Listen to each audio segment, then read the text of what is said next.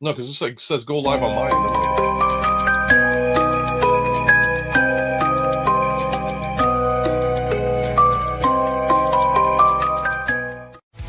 Downtime with Double D, kicking back, it's where we wanna be. PJ's on, no need to hide. UltraMegatronus right by my side. We're talking highlights, stories to share. Toy shelves stacked up everywhere. It's downtime, let the world fade away. With Double D and UltraMegatronus we play. Metal hearts in the plastic scene, living the toy collector's dream. Woo! Woo! A collector's dream. Hey. oh, we finally made it after all this technical difficulty BS and all that stuff. And what was with the countdown, like Halloween spooky? Like I don't know. I had to add one that like was like on my app, and it was like I just was short for time because I forgot there's no countdown like when you just add it on here. yeah, like I got to do a normal countdown on mine too. I got to create it just to have it happen. Yeah, I need to create one. If you could create one, like mine doesn't have like good countdowns on it. It sucks. I don't know if how I could transfer it. I mean, I can try it on my end, but I like that's the thing because you got it connected. So as we bore the hell out of people with this whole talk about technical difficulties bullshit. Yeah, but how you? Sorry, I know my thing's going off. How you been though? All right. Yeah, freaking week of hell and still having some of the back issues, but everything's all right. Like I said, I got my pain meds right over here. Yeah, downtime. What is good by you? Yeah, I know. There's been lots of stuff going on my end too, like constantly busy, and yeah, it's getting planned for the other stuff I'm going on. It's just like go lately. Go Power Rangers, right? Yeah, and yeah, I'd love to be on your guys' stream on the Saturday if I could ever make it. I mean, you got a lot going on, so you know, whenever you're ready to join in, you know you got the invite. Open I door appreciate policy. it. The intros you've been doing, that intro was killer that you did, and you replayed it because I've been watching the whole episodes. It's in chunks, right? And it was so funny. Yeah, I was laughing.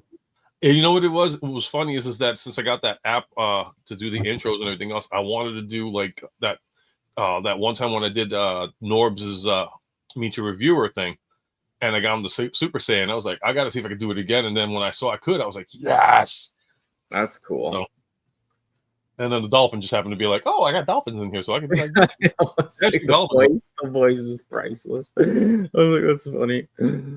So hello to anybody that's in. Oh, shows comments on stage. Why can't I show the comments on stage? Oh, that's cool. Yep, and welcome to everybody that decided to take the time out of their busy schedule to join us. That is the D to the A to the double N-I-E. I'm Ultra M, and I hope you guys are enjoying the show, and let's get rocking on what we're going to do. Hey, Ninja Bill. Yeah, let's get right into the news. Let's roll the intro.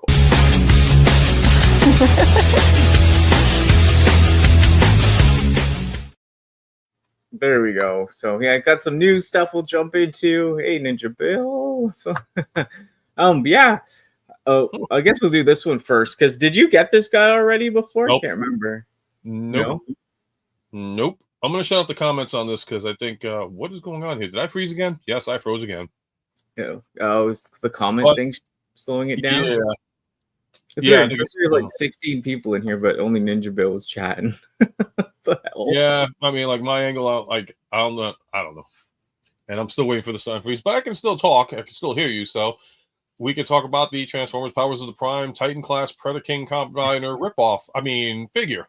Yeah, this one. Yeah, the Predaking first.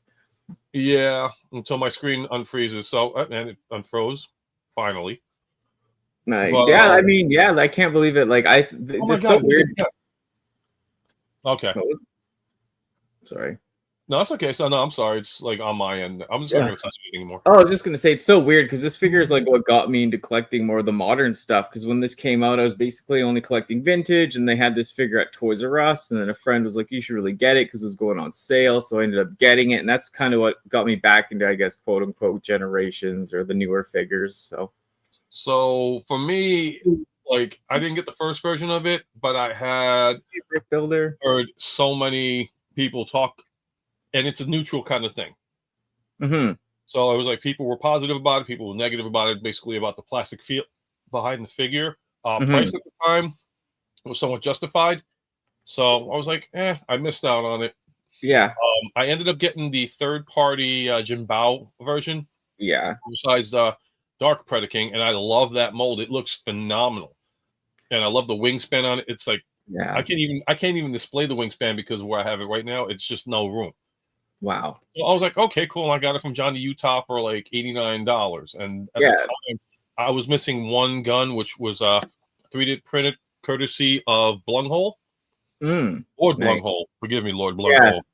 Yeah, you guys went over this figure hardcore on your stream, and yeah, a lot of people hated it. Hollow back. I still liked it as a kid. I got it years ago, but I still liked it because like it just was, at the time, I wasn't as judgy about it. It was just kind of cool to see him like a modern take, I guess. But yeah, I know like the wingspan sucks, and Yeah, I mean, if you have to buy more for the modernized kit, then it's like, well, I'm going from 229. So figure after taxes is about 249, 250 for it. That's including the shipping, handling, and all that. And you talk about the third-party parts that you want to attach to it. You're talking about another, roughly guessing $65 to $100. So your estimated total for this combiner alone is at least reaching 300, 350 easy. And in Canada, probably about 450. Oh, yeah, easy.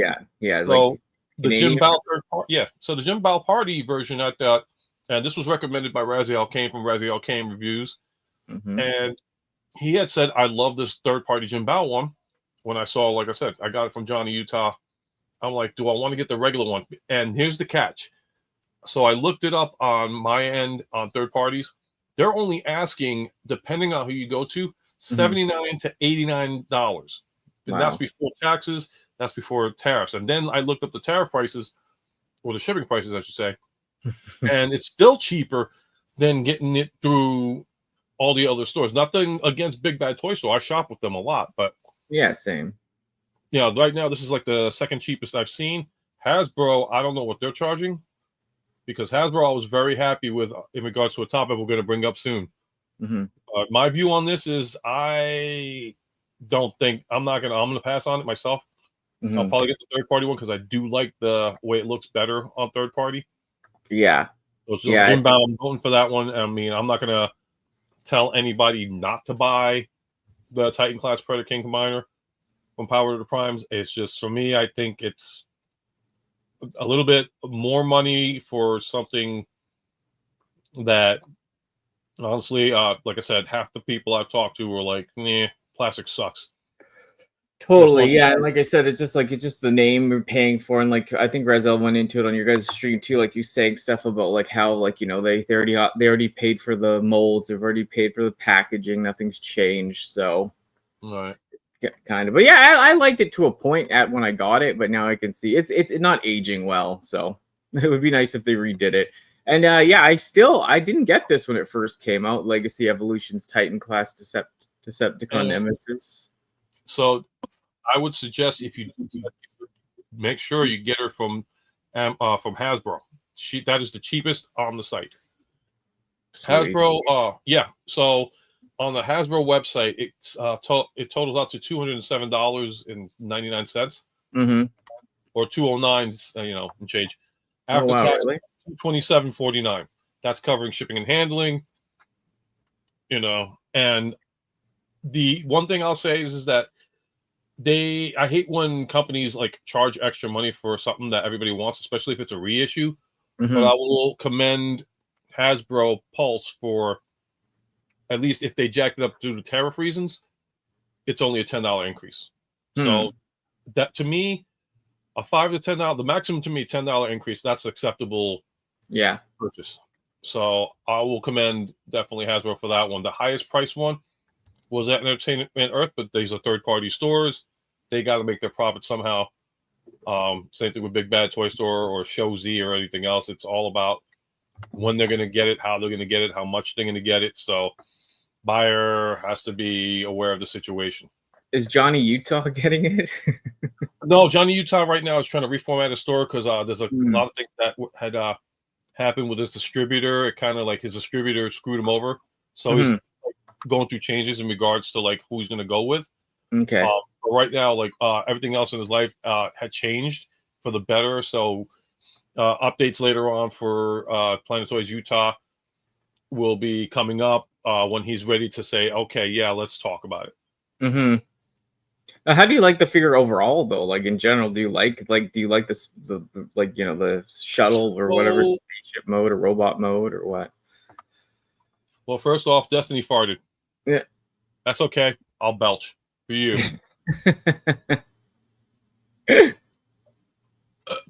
There we go. So, oops, sorry. Did you? Okay, so I physically saw the Nemesis at TFCon Baltimore. Not to rub it in, if everybody thinking it's like, oh, you keep talking about TFCon Baltimore. No, this young lady had it on her shoulders, carrying it like a 2-year-old. And after I saw it physically, I said to myself, I should have gotten it. I should have gotten it. I should have gotten it. I didn't like the pricing of it at the time. It was 199 because I thought that was that was a smaller scaled Titan, kind of like what the Arc was. So I refused, and I was like, well, I'll wait and see what happens. Mm-hmm. All of a sudden, she becomes limited, and then it's like, crap, now we can't get her at all, not for a good price. So she was introduced for the 209 price, which was great. And to all the scalpers out there that decide to say, well, we're going to buy her, we're going to sell her for $450, $500, $600. There you go, baby. There you go. There you go. You're probably saying to yourself, them bastards, they're selling it cheaper. Yeah, because they don't want to deal with you, scalper. They'd rather take the hit on their end than freaking give it out to everybody else. So, whatever. Enjoy your $500, enjoy your $200 figure that you're not going to get rid of for a long time. And I mean a long time, because Totally. the buyers, once again, have the power to purchase a figure that, $10 increase, can't do much after that. No. What do you think, Danny? Yeah, well, Bart bought this. I saw it, like he opened it here, so like I didn't want to get it at the time because of the price. I was like, well, I don't really like, it's not the character, like it's a new thing, but so I didn't get it, and then like of course they opened it, and I was like, oh man, I should have got it. And the Toys R Us at the time is shut down now. They had 2, and then they were all gone, and online they were gone, so kind of missed out. So I did pre-order it for now, so hopefully hopefully I'll get it. But yeah, it's Hasbro. Get it from Hasbro before they jack up the price again. Yeah, that's right. You don't want bill.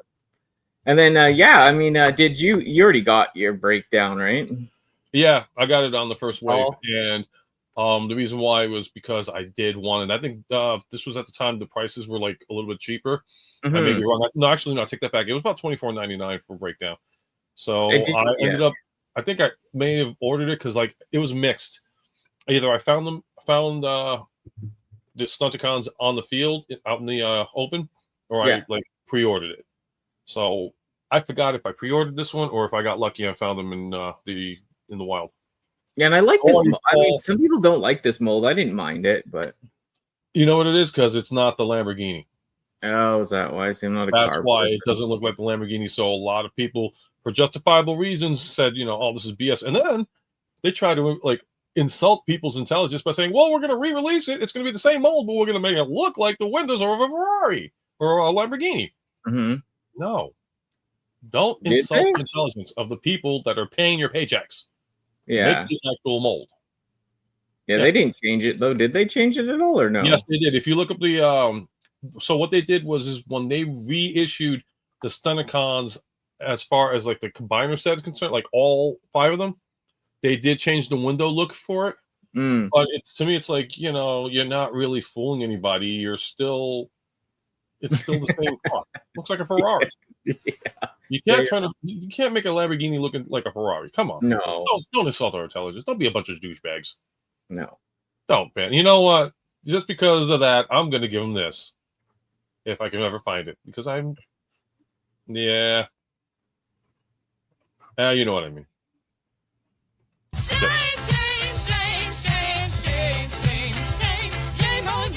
Shame on you. Yeah, they deserve it. Yeah, they get the double one. Lambo for Ferrari? No. Yeah. I mean, it's not like you say, oh well, I got a Porsche from a Volkswagen. I mean, it's the same company, but Mhm. no, two different worlds, two different cars. Oh, totally. Yeah, especially like in competitive, like F1 or racing. Yeah. Yeah. So we'll move on, I guess. Da-da-da. Yeah, I already got mine too. So, Yeah. yeah. I've got to go backwards 1 second. I gotta remove it. Yep. I gotta fix it. Yeah, because you're still like, did these blockies interest you at all? Like these vehicle ones that they got going? Um, I got to see what kind of scale it is because that looks like that might be a what is it, Galaxy size? That might be Galaxy. Yeah.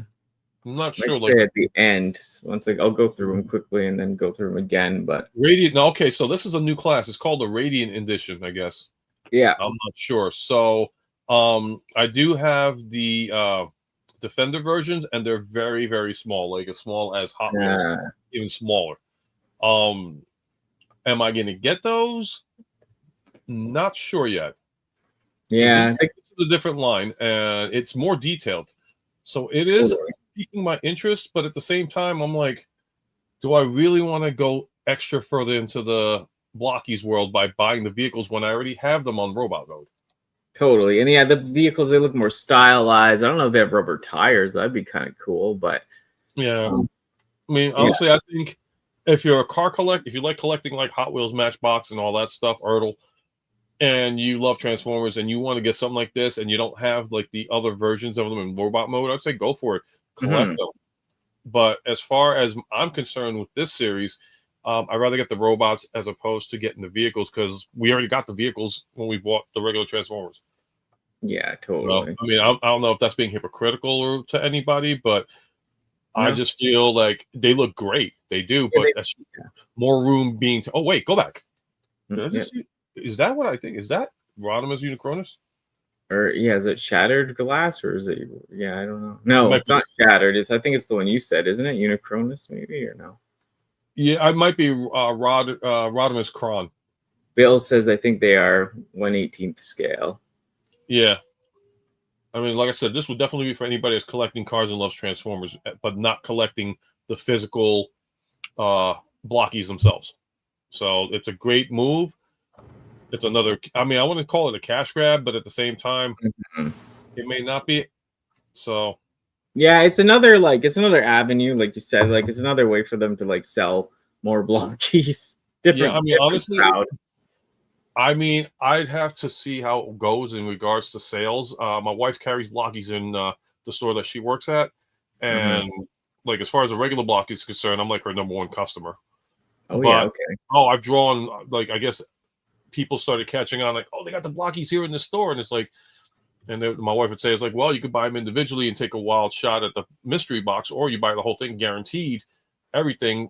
And as far as the chase figure is concerned, it's a hit or miss, but you still get everything that's printed, that's shown on the box. And I got lucky on 2 separate occasions with the chase figures because I ended up getting Grimlock with the helmet, with the armor, like the knight helmet. I was like, Christ, that's 2 for 2. I'm happy. And then I ended up getting a couple other things. Yeah, it's weird. Like I got that. This is one of the only blockies I own, and I picked it out of all of them. It was that shiny Soundwave I got. Yeah. Oh, that's a nice one. I got. I think the one I got is Optimus Prime from either Transformers. The same wave, right? Yeah. I think it was Transformers 1. Okay. Yeah. Yeah. I know I got a shiny one. Yeah. In fact, I got it up there. That's cool. Yeah. So I got. So I ended up getting Orion packs, and then I got the shiny Optimus.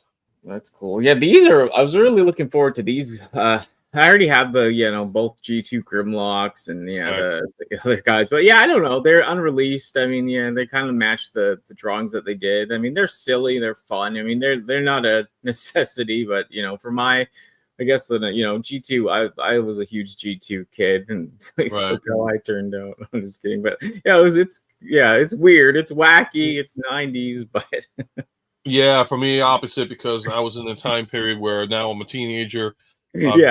Adulthood, and like at the phase of my life, it's like I thought Transformers are cool. So, but you get that age, and it's like, what the hell did they do? What the hell?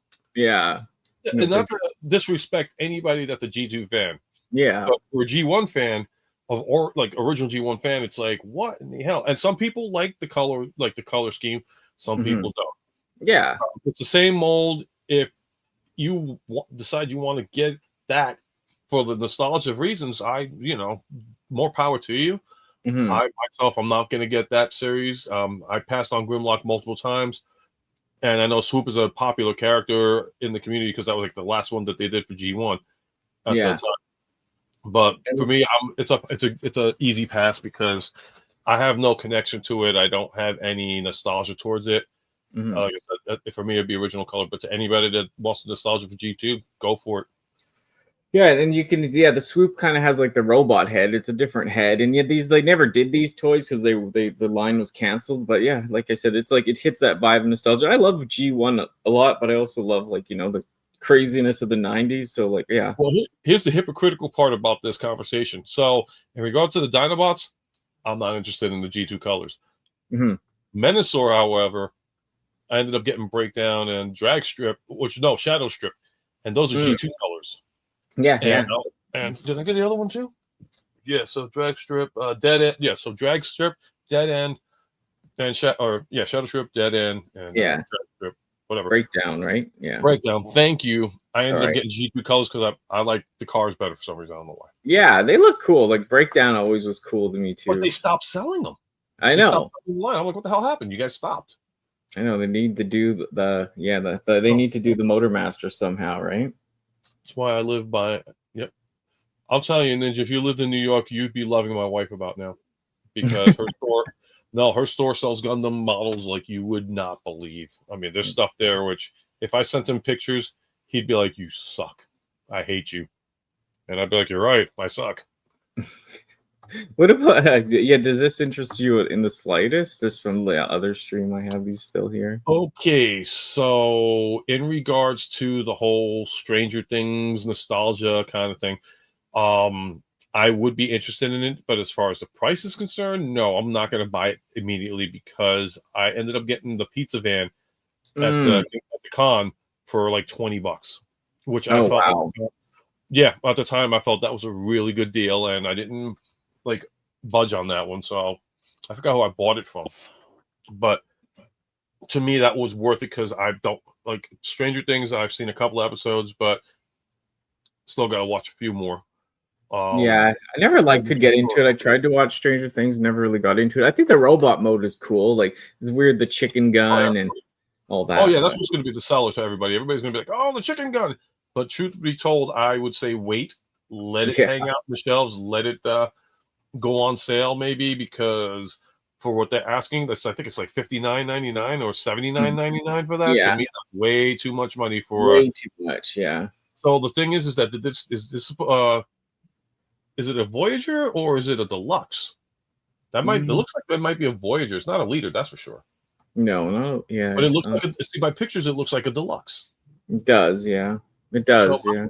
So I can't justify paying $79.99 for a Deluxe figure with a chicken gun. No. As cool as it is, I cannot justify a chicken gun being $79.99.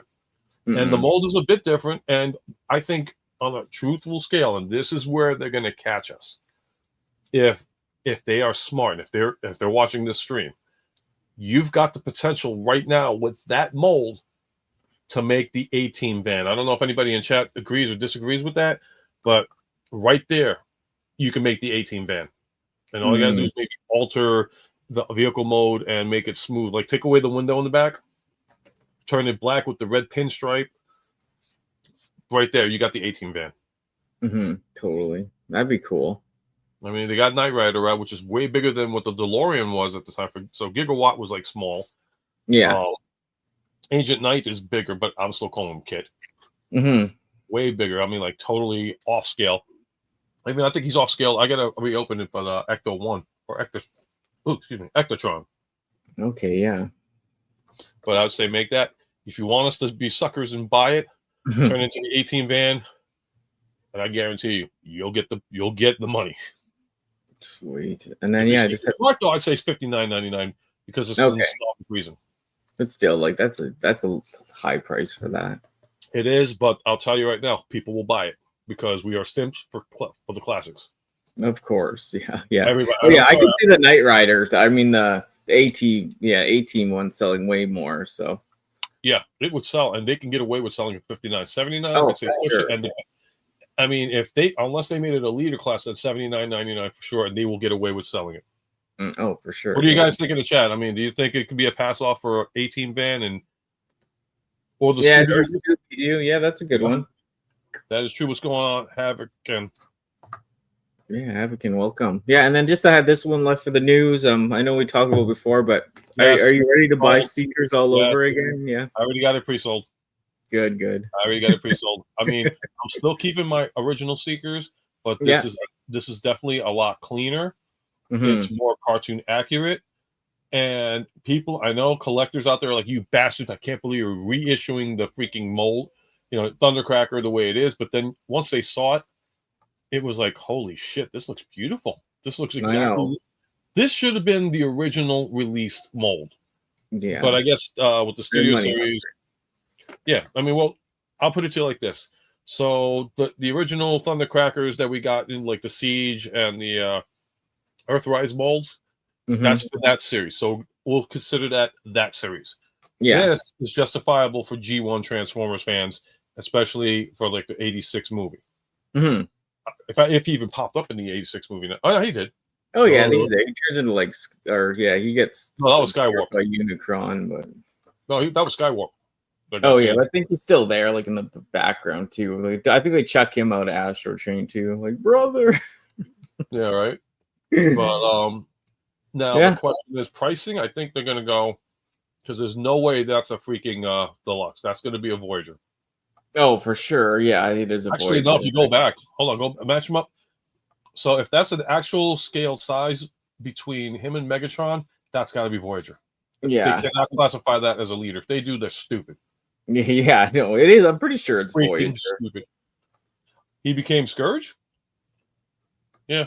Yeah, I think he became Scourge. Yeah, he's in the background too. Like he was easy to, and then it's just like the bombshell Skywarp drama who became Cyclonus.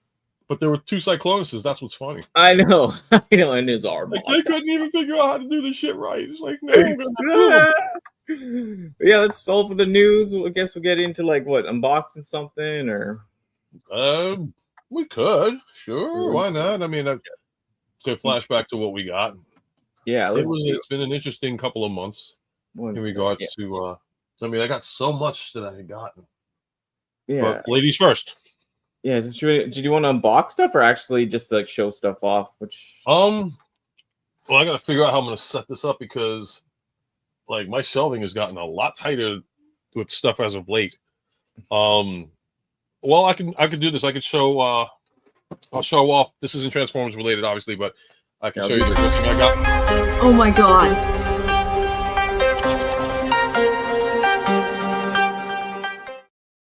There you go. So if Ninja Bill ever gets to come on the stream, he's got to get the Toxitron figure. He loves that. Oh, yeah. All right, so I'll grab some too. Definitely not Transformers related, but I'm extremely happy to have this in my collection. Actually, let me grab the other one too because there's a reason behind it. If I can find it too. Oh, Jesus Christ. Okay, is it over here? Okay, well, I'm not gonna like waste everybody's time and do that. So I ended up getting, and she's gone. No, I'm here. Sorry, just getting. Yeah, I'm just trying to figure out what I did with this thing. The figure. Yeah, because I already showed that off. No big deal. Okay, so yep, I found it. Okay, so everybody knows that I like the McFarlane line, so I ended up getting this guy, and it looks phenomenal. It looks great. Do I recommend it? If you can get your hands on it, yes. Good luck getting Max Shrek, though. Holy Jesus! Oh, sorry, I'm here. Did you get the? That's so cool. Did you get the Catwoman and the Batman again? Oh wow, there you go. Yay! You think I'm not gonna get Michelle Pfeiffer? Come on, she's a sexy woman. Yeah. And the detailing on this, I know it doesn't really show it like it's justice. Let me see if I can try and get it close enough without glaring. But Yeah, it's kind of, it's not focused in. Oh, look, I froze again, so I won't. No, there we go. I would have to send pictures and all that, but yeah, Catwoman with the whip, and it looks great. I mean, like I said, you guys aren't getting the true justice of what this figure looks like, Yeah. but they did a great job on it. I mean, you have the other lines that do awesome, more detailed, but for Yeah. McFarlane, this is pretty good for what I paid for. That's cool. Are you gonna get the penguin with the thing too, or no? I don't know, because I've got right now in the corner all of these Batmobiles, including the current one with Robert Pattinson, which I do like. I do like that Batman movie. A lot of people, some people actually, I don't know. People had mixed reviews on that one. I enjoyed it. So I was happy with getting her. She's in my collection. I'm happy. Cool. What do you got? Yeah, I don't know what to maximize. Maximize. What did I get? Like, yeah, I got this. I should show this first off. I got the. I don't collect all of these, but I got the Jada Toys Vega. Nice. Which is pretty cool. That looks good. Yeah, That I mean, looks game accurate. Like you know, they're not that cheap, but for what they are, it's pretty cool. I always liked him as a character too. So. Oh, that was my jam when I was playing Street Fighter 2 in the mall, and I used to like be in the non-official competing contests. That was my choice of character. Always had. I freaking went nuts with that guy. Yeah, he's so vain. That's why I always loved him. But yeah, that was cool. You know, something not Transformers, but I mean, it's cool. Like, it's cool to collect other stuff. I don't know why the screen won't unmaximize. What else can we share? Well, I could do blockies. Yeah. All right. Well, I already showed off the last one. Oh crap! I don't have the one that I want though. But yeah, why not? I'll show this one too. So this is the Transformers 1 Classic Class Soundwave. Damn this! I'm lagging. Well, that's cool. Yeah, that one. So, if you're a Transformers 1 fan, which a lot of people did become, this is great. This is under the Classic Class series. It goes for about $19.99. I do have the Action Series one, and that one's $39.99. And some people may like, well, that's a lot of money for a Blockies thing. It's actually pretty good in size, and it also has light and voice features behind it. So, if anything, that to me was justifiable in the price, because Optimus and Megatron came with the throne, which I was like, $39.99, but I get discount for that's cool for my wife's store. Optimus, it was kind of like New York Hunter has that one, and he built it, and that was a pretty fair size. So I was like, all right, 39 is kind of pushing it, but fine. Then they did Megatron. Okay, you threw on the throne. That's not bad. Okay, but is it justified for 39? Then they did Soundwave, and it's like, okay, here's the cassettes, here's the light up, here's the voice. Now you're talking. If they would have done the voices for the other two, then yes, I would have justified the price for being $39.99, and worth it. Like the Lego Transformers Soundwave, that's going to have voice feature too. No, that one is, yeah. Oh, yeah. Yeah, they got it at Target already, and it's like, holy shit. I'm not a Lego fan. Sorry, guys. I know I the group I did is Toy Collectors Universal and all stuff, but that's the one thing I never got into because it was just too much involved with it. I mean, I know why. Yeah. It's like, way too much. Hawken says, I like Transformers 1. I saw, yeah. And I wish Michael Bay would get his head out of his ass and do Transformers 2. Right? They had something great. They caught the gene, they caught lightning in a bottle, and then they decided to say, "Oh, well, things aren't working out." Well, no, because your dumbasses did not release any press behind it. You didn't release proper. Yeah, the rollout was bad, and the first trailer was not great. But then, exactly. Yeah. I'm sorry. Oh no, yeah, I got this. I'll show the figure too, but it's weird. I know it's like so random. This anime figure. It's from I can't even say the company. Why is it random? We talk multiple stuff. Yeah, Lord Blunghole. Oh, Blunghole! Welcome, Blunghole. It was nice to see Blunghole in your stream. Actually, see his face and see how he talked. You know what I mean? It was cool to see him there. And they did. This is her. She's pretty badass. Little dragon thing. Like, I'm not into furry crap or anything, but this she's cool for a dragon type girl, right? And she's like totally articulated, so you can do lots with her, right? So Do me a Pretty favor. cool. Send me a picture of that because I can show my wife because she loves dragons. I don't know. I mean, Yeah. she used to be in anime. I don't know if she's still into it, but that's Yeah. like a random kind of thing. That if it's a dragon, especially, if you can send me a picture of that for her, that'd be great. Yeah, I'll send it to you later. Like I said, I don't want to make I make a fool of myself all the time, but I can't pronounce the names. So, and yeah, this thing, never like this sucks about showing off stuff on here. That figure is called Hujimama. Uchimama. Hujimama. It comes with a little like plague set, so that so that's cool. But yeah, so And just to give a plug to Blunghole, yeah, check out his channel, Good Morning Cybertron, on Wednesdays.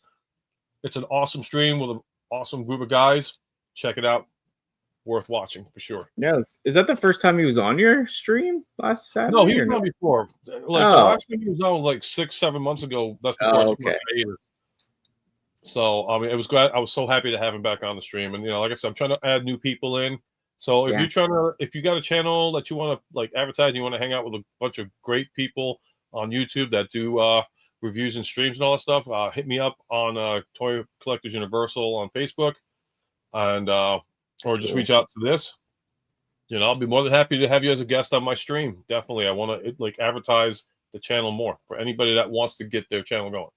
It was funny when I reached out for my other show that I'm doing where I'm just going to bring people on, random people, like people I know, friends. For the Cybercast, I had TF Addict on there. I was like, have you ever talked to UltraMegatronus? He's like, actually, I'm going to be on his stream on Saturday. I was like, oh, that's crazy. It's funny. Both reach out. He's a great guy. He's knowledgeable, right? So.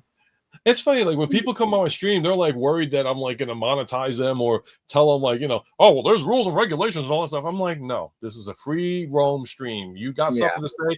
What about language? What about it? It's after 9 o'clock by technicality. Anything after 9 o'clock is free game. And I don't care. You could drop more F-bombs than Hiroshima could. No disrespect to Hiroshima. Same. I don't like to put restrictions like that on people. Like, no, it's just kick back, relax, have a great time. If you want to have a casual drink, I think, that's great. If you don't drink, that's cool. It works both ways. It's all about feeling comfortable and just hanging out and having a great time. Yeah. And my screen frozen, man. It's like from my end, my screen looks frozen. Probably to you guys, it's like, oh, he's still moving. So, God forbid I got to itch my nose. I'm going to go off camera and be like, no, screw that. I'm not going to like dig up my nose and pick for boogers just to freaking, no. Do you have anything else you want to show or? What else can I show? Well, I still haven't unboxed my Devastators yet, so. Oh, nice. No, literally, I have not unboxed it. Oh no, we should. Did you want to open one? I gotta find room. Like I said, okay. the more stuff I open, the less room I got. And between literally between my DC universe, like my McFarlane stuff, my Transformers, my Blockies, my Batman. I'm like, oh my Christ, I am literally starting to run out of room. I don't want to do that. I can show something else off because I know you have this. Yeah. And then we can work up an interesting topic because, in fact, TF Addict brought this up. So this is a recent acquirement.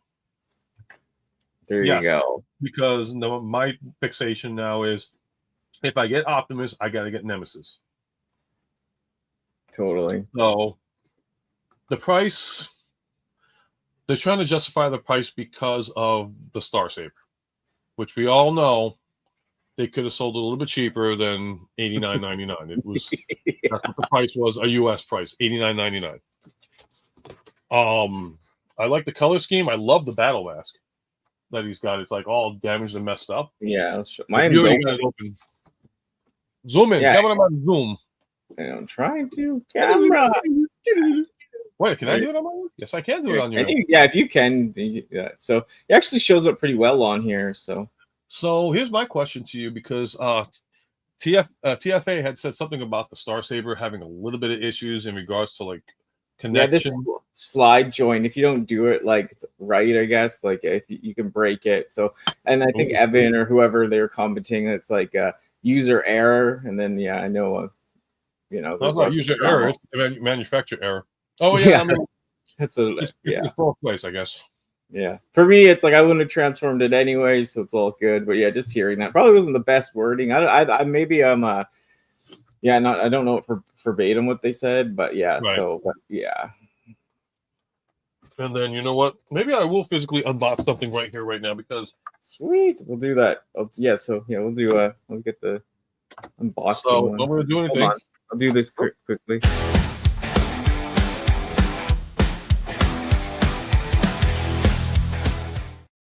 Sweet, because I have something to unbox too. So you do it Sweet. first. Okay. Well, got it. Had to get it. She spray. She spray. Oh, nice. You got it. Yeah. So, New York Hunter did a review on this guy. He likes them, but he had an issue with one of the tabs in the back. Mm-hmm. So, I guess it varies on whoever got it. Some people get a good mold. Some people get a not a good mold. So, I'm gonna have to open this up, and I don't have my knife on me. That sucks. Oh well, I'm gonna have to improvise a bit. But yeah, I got it. I actually I ordered this through the online, and then all of a sudden Walmart gets it later on. Well, luckily I got it through Amazon, so I was like, thank you. Didn't have to worry about shipping and handling. Yeah, I'm paying a monthly deal on that sucker, so I'm not gonna pay shipping and handling. Screw you. All right. Do I want to keep this box? Do I want to ditch this box? Because I got this guy, and then I did. This was a gift from somebody. Ended up getting gears, and I said, you know what, I might as well get Brawn. Yeah. So yeah, they're still boxed up. But I do want to open up Sea Spray, so I figured why not? Let's crack the box and get this over with. And why am I not? Where's my scissors? Do I have any scissors down there?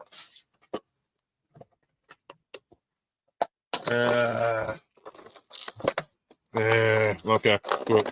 Just gonna have to do it the old-fashioned kid way. Yeah, oh, it's not bad. I got a clean open.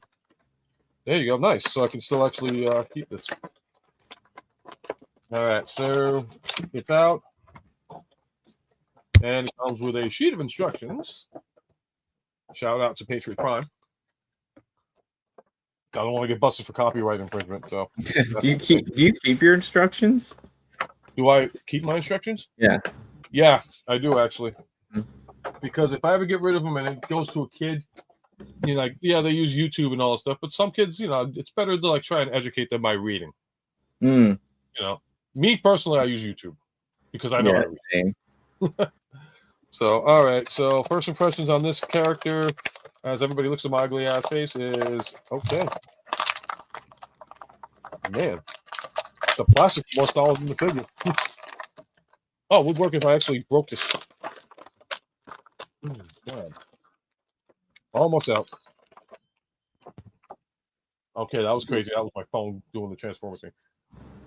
All right. So, first impressions on this. Wow. Tab fell off. I can't believe it. Oh my God, what fell off? That blue tab I was telling you about, that New York Oh Hunter my set, it already popped off. But hold on. In my defense, I did have that little plastic tie-on clip. Okay, so it's back on, and it's all right. It's holding, so that's a good thing. Wait, did I just drop something else? Okay, no. So first impressions, pretty solid actually. Yeah, I like it. I like it more that the Powers of the Prime one or Titan's Return or. No, you know, I still like the Power of the Prime one. In fact, speaking of that, Me too. I just like how chunky that Sea Spray is. Yes, agreed. Geez, what did I do with it? Well, if you want to take me off camera really quick and go to you, I just want to see my Sea Spray. Perfect. I know I got it here. Yeah.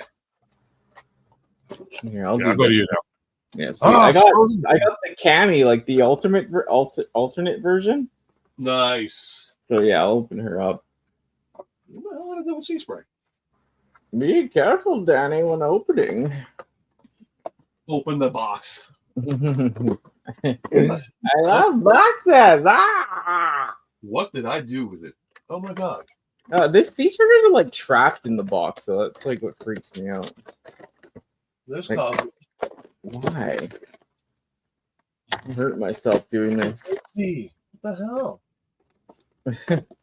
Well, look, I'm looking at Beachcomber, and I thought I would have kept them like side by side. That Beachcomber and sea spray side by side, but that was upstairs before I brought everything down.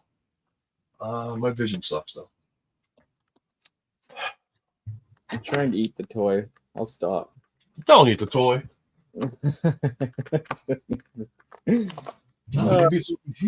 hell did I do? You have to have exact precision when opening these. I won't take all the accessories out, but they're the same. But yeah, this one's pretty cool, getting the alternate version. Oh, duh. Found it. You got it? Cool. I'll just show her. Yeah, I off. got it. Like staring me in your face. There's Cammy's butt. All right, so I mean that does look good. The paint job and the paint scheme looks really good. Yeah, it's cool. The pink. Look at those lips. Yeah, that's the I'm Gammy. gonna put up what Havigan said over here. Wow. You can read the comment because I can't. Okay, back.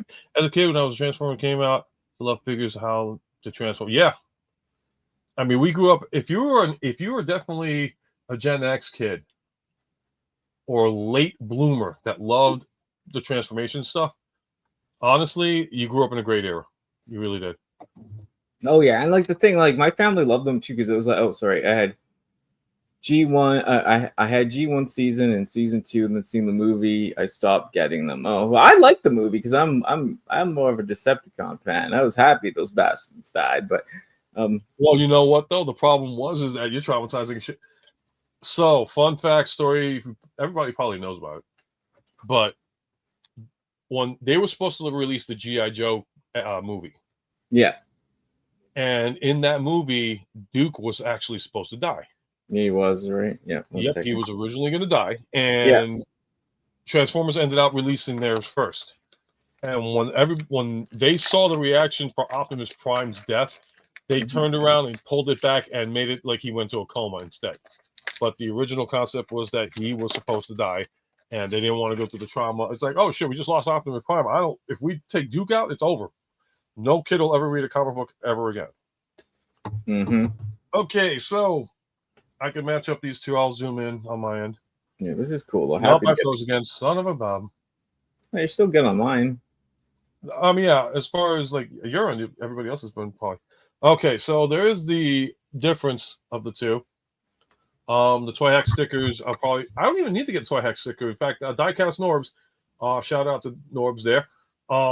He ended up getting because if you got the Toy Hack stickers, you end up getting extra Autobot and Decepticon stickers. Zephyr, what's going on? We were all traumatized by the OG Transformer movie. Yep. Yep. A lot of people were traumatized by that. I was watching, actually, I went to go see The Fly with Jeff Goldblum and Gina Davis, and I kind of like got a little bit grossed out at the time for it, so I ended up going to the Transformers movie instead, and I was like, holy shit, they killed Optimus Prime? What the hell? Yeah. I was a sick child. So I kind of liked it. I was like, wow, like the good guy dies and Megatron changes and like lives on. I was like, that's great. All because they wanted to change the toy line. They were like, oh, destroy these, make new ones. It's like, why do you? That's kind of messed up. Hey. How do you say that name, Martin? I said Zefusa. Zefusa. I hope I pronounced it right because I don't like mispronouncing anything. I can't even pronounce my own medication when it comes to back pain. I'm dedicated, like medicated. Yeah, that's cool though. Yeah, like the little sea spray is cool too. Like it has its place, but the new one goes. But of course, we need the one with the cartoon accurate head. So yeah, I mean, like the cartoon accurate head. What Diecast Norbs did, he had Toy Hack stickers and he put the eyes on there and the Autobot logo. Done. So I mean, this one doesn't have the eyes either. But the other thing I noticed is like the back. I like the back on this better than I like the back on this. Yeah, that's cool. I'm such a purist. Like I'm like, it can't be different than the way it was created. So I need like the next release. Yeah, exactly. It has to be. Let's get my face off of the screen. There we go. And what was it? Because I didn't get a chance to read it. Have it. Because fun fact, you two here, Duke still flatlined in the movie, but they say he was in coma. Yeah. Yep. That was the original scene of him going, "Have a nice day." Mm. But they changed it like, "He's all right, kids. He's all good," because we don't want to make the same mistake that Hasbro and Marvel did with the Transformers back in. Yeah. I mean, a kid locked himself in the closet for 3 days, for Christ's sake, because Optimus Prime did. That's impact. God, really? Yeah, that's a true story. That's an actual true story. Kid was so freaking traumatized that he locked himself in the bathroom for 3 days. Oh no, I'm sorry, no, the closet for 3 days. So it's like, yeah. All right, so we're gonna put your sea spray. I'm gonna put you somewhere. Closet. I think I came out of the closet. Wah wah wah. As everybody looks at my rear end. Yeah. See, this is the problem again. I gotta figure out where to put this guy. I'll put him over here with the rest of the G1 stuff. How do you feel about the wheelie that they're bringing out? The what? The wheelie, like that of that line. I missed out on the other one. Mm-hmm. I might as well get that because I thought the wheelie that they released from from Earthrise and all that stuff was good. Mm-hmm. 86 Studio. The only thing they did was they added a slingshot, but hey, Mom. Okay, if they have it on sale for $5, I'd pick it up. Yeah, totally. Mama, hello, I miss you. Yeah, I miss you so much. I'm gonna put you back up there. Yeah, Blumhold. Yeah, look it up. I'm not lying. No. Yeah, not the Darth Vader. No. Yeah, Kids were crying. Parents were taking kids out of the theater. I'm sitting there eating my popcorn, saying to myself, it could be worse. I could be watching The Fly. So I just watched The Fly for the first time recently, and I like it. I like it. The soundtrack, I definitely like. My favorite song on that soundtrack is nothing against any of the other artists. Weird Al. Mm-hmm. Weird Al. The moment they play Weird Al, I was like, yes, perfect scene, perfect freaking moment. Yeah, Lion did that soundtrack or most of it. Yeah, I really like it. I always Stan Bush did the touch, and I might as well just get this out the way right now. I might as well just get this out the way. Shame on you. Shame on you. I hate that song. Yeah? I can't. It's overplayed. It's completely off.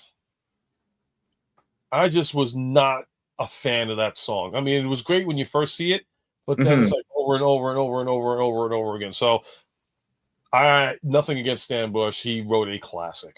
Yeah. But it became annoying after a while. I don't know. It's just like so much. It's like when you have a song that you play and people just overdo it. That's what it became for me.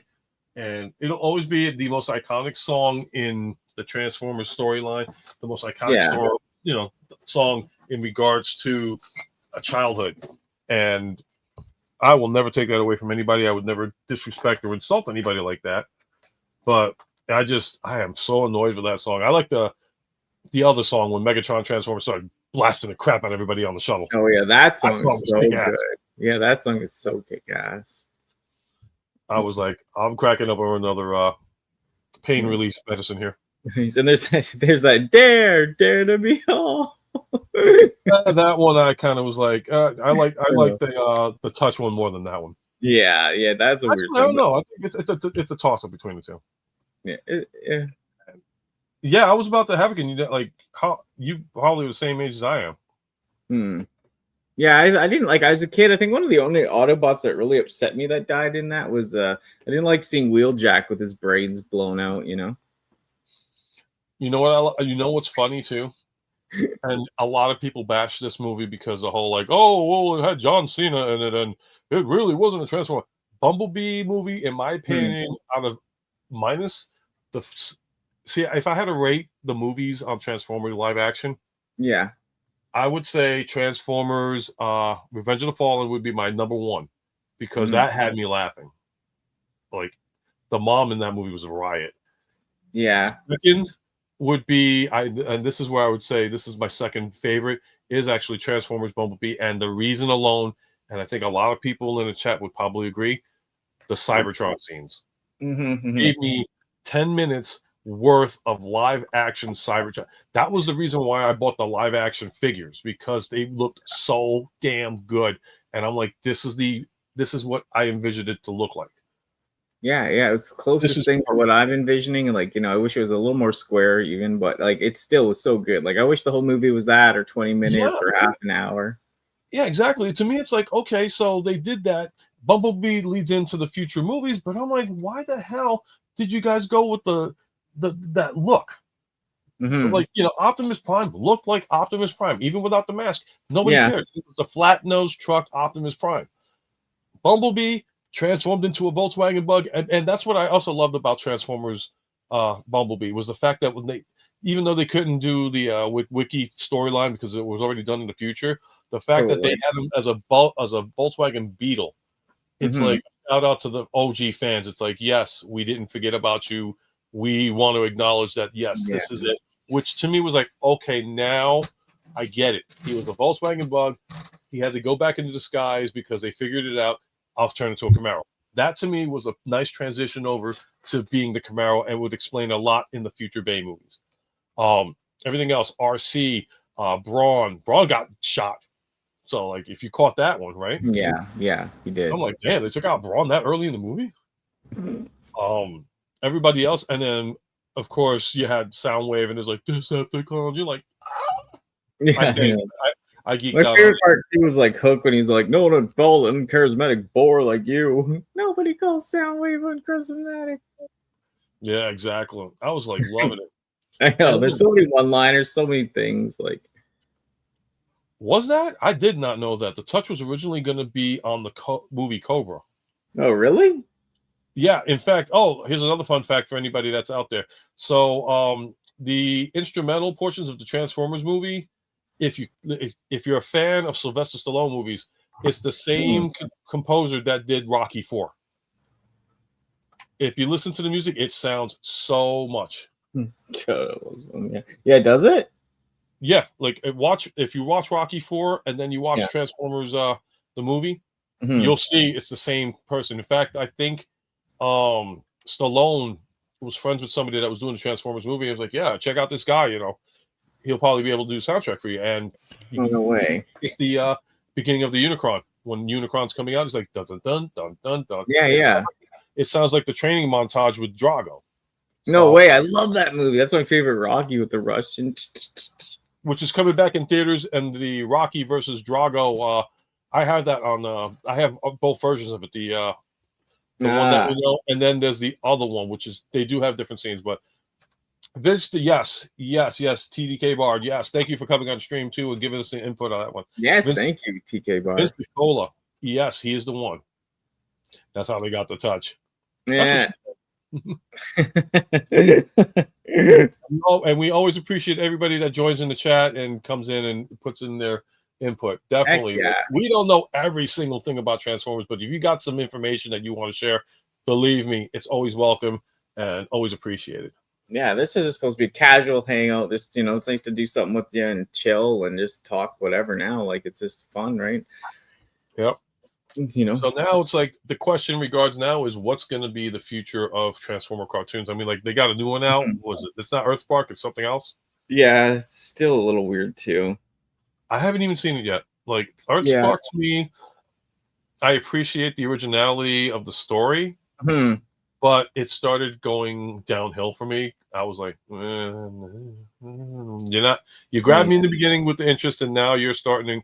And before anybody says anything about, is it because of the messages being sent or all that? No, I can care less about messages and anything being neutral gender and all that. I can care less. All I care about is a good story. And when the story starts to go bad, that's when I start to say, yeah, I'm not interested anymore. Yeah, some of that stuff might have turned me off, but I mean, it's just like the one major thing is like I'm such a stiffler for the old school 2D animation. I love. I know Beast Wars I loved. It didn't date well, but the story is so good for me, and they got everything, action, romance.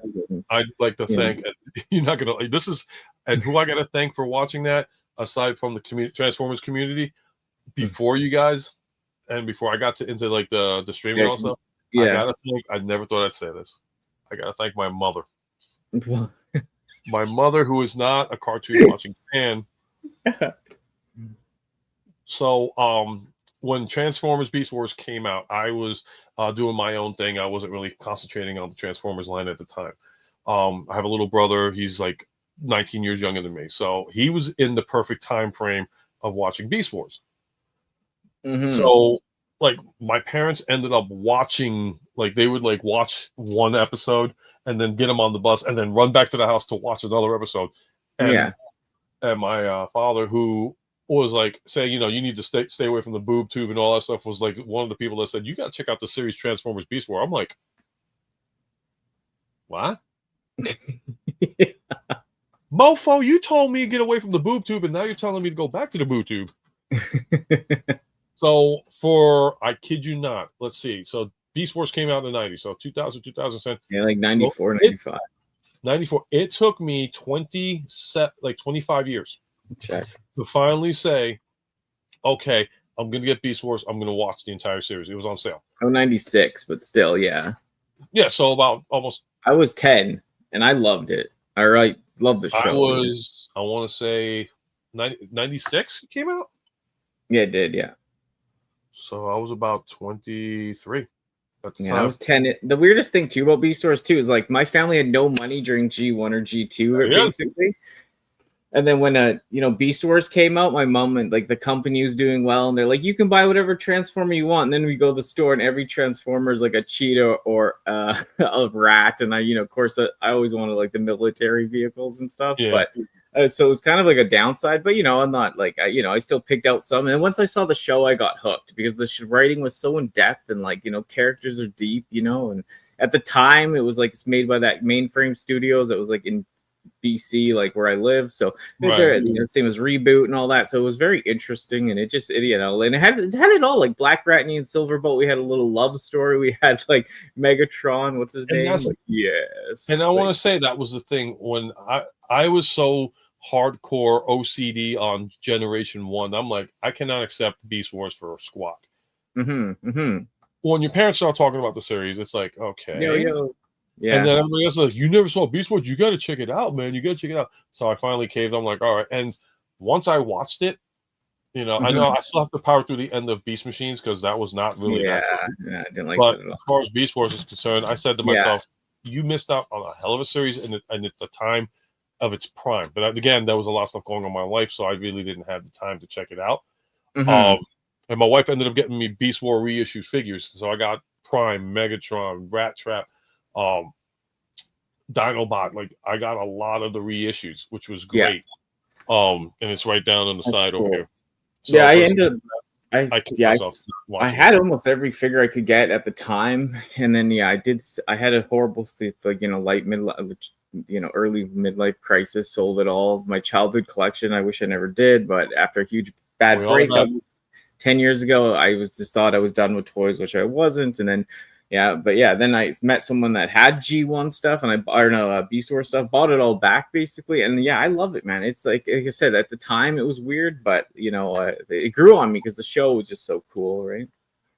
Yeah, no, I mean, like I said, my regret was not. I mean, I caught a couple of episodes, but at the time, my head wasn't into like the Transformers Beast Wars line. Totally. It's later on where you like sit back and relax and say, "Wow." Now, and I even said to my mother after I got the series, and so I was like, "Jesus, Mom, you're right. That series is." She's like, "Yeah, Beast Wars was phenomenal." I'm like, "Wow, yeah, I should have listened." But it was a time that everything had to be like, I had to go through my stuff. So nice. And then after that, I missed out on RID 2001. Oops. Armada and it's like. Yeah, Armada, like, it's weird. I love the toys of Armada and all that, but the show I just really couldn't get into as much back then, It's tough. TF Fan Geek, shout out to TF Fan Geek, by the way. He said it's rough in the beginning, but then it kind of like gets like, better, and then it kind of goes a little bit awkward later on. So it's like, all right, fair warning. Yeah. So that's good. Ninja Bill TKD, he sometimes hangs out on my stream, so I do live with UltraMegatronus on Saturday nights at 9:30 p.m. Eastern Standard Time. Cheap plug. So, and Danny, like, she was so embarrassed, she like put herself up, like, here's my picture. Look at that. Yeah. Beast Machines had a lower budget than Beast Wars, and it showed most episodes look like the. Yeah, I mean, Beast Machines, I think personally, because the graphics started changing, it looked like they were trying too hard to make the show work. Organic. Yeah, it's like they want to advance on the technology, but it was like they way too tried, like way too hard. Yeah. I think that was where the problem lied, and they got lazy with the writing. And I think a couple of the voice actors even said the same thing. It's like it wasn't like Beast Wars where we had great story arcs, we had great scenes with like characters. This one was more like a run around. It was like watching Scooby Doo. Yeah. I guess I don't know. And it just got weird. Like it got too like they're trying to be like too philosophical with some of it, right? Yeah, yeah, it was. I will say this much, and I give Kingdom a lot of credit. Kingdom releasing the Beast Wars characters made a great toy line. So when they reissued Megatron, Rat Trap, Optimus, Optimus Primal, all the reissue Beast Wars characters, they were beautiful. It was like, wow, this is gorgeous. Great way to honor a series that really did put an impact on the fandom. And here we go. You didn't even watch Transformers after Beast Wars. That's cool. So, yeah, I mean, like I said, you were not the only one. You're definitely not the only one. Yeah, and I was just gonna say, like you're saying, those toys are so good. Like the masterpiece, like they just put it out so slowly though, and they don't really do the Predacons, so it's kind of annoying. But like I have the Tigertron, it's amazing. That Rat Trap looks amazing. I don't really do masterpiece anymore, but still, like they're just the Megatron was absolutely incredible. But there's my Beast Wars right up there in the corner. That's cool. I know the big complaint obviously was the whole Cheetor figure, the first issue Cheetor figure, and it happened to me where it had the the GPS syndrome, except it was like yellow plastic and it crumbled. Did it? And I ended up, yeah, it did, like the elbow, but I was able to crazy glue it and fix it, and it's okay. Would I move it anymore and transform it? Not really. I'd go to my my Netflix version of it because that held stronger. Yeah. Megatron, Optimus Primal, those figures were great. I even got the Nemesis Primal one, which I thought was a great. So when they came out with that version, Optimus, Nemesis Primal, they got greedy. They were like, okay, we're gonna release this figure, and there you go, Russell. What's going on? Welcome to the stream. Hey, welcome, Russell. Thank you. Oh, Sucker Punch! I wanted to love that movie. I like how it looks. Yeah, don't feel bad. I'm the same way. So what was I? So Nemesis Primal coming out in the 4-pack box, which was kind of like a why? Yeah, that was their way of cash grabbing. I was like, oh look, another Bumblebee. But then they had Fangry and they had oh Christ, wasn't I'm looking at the wrong box set. Yeah, it had the bull guy, right? The bull.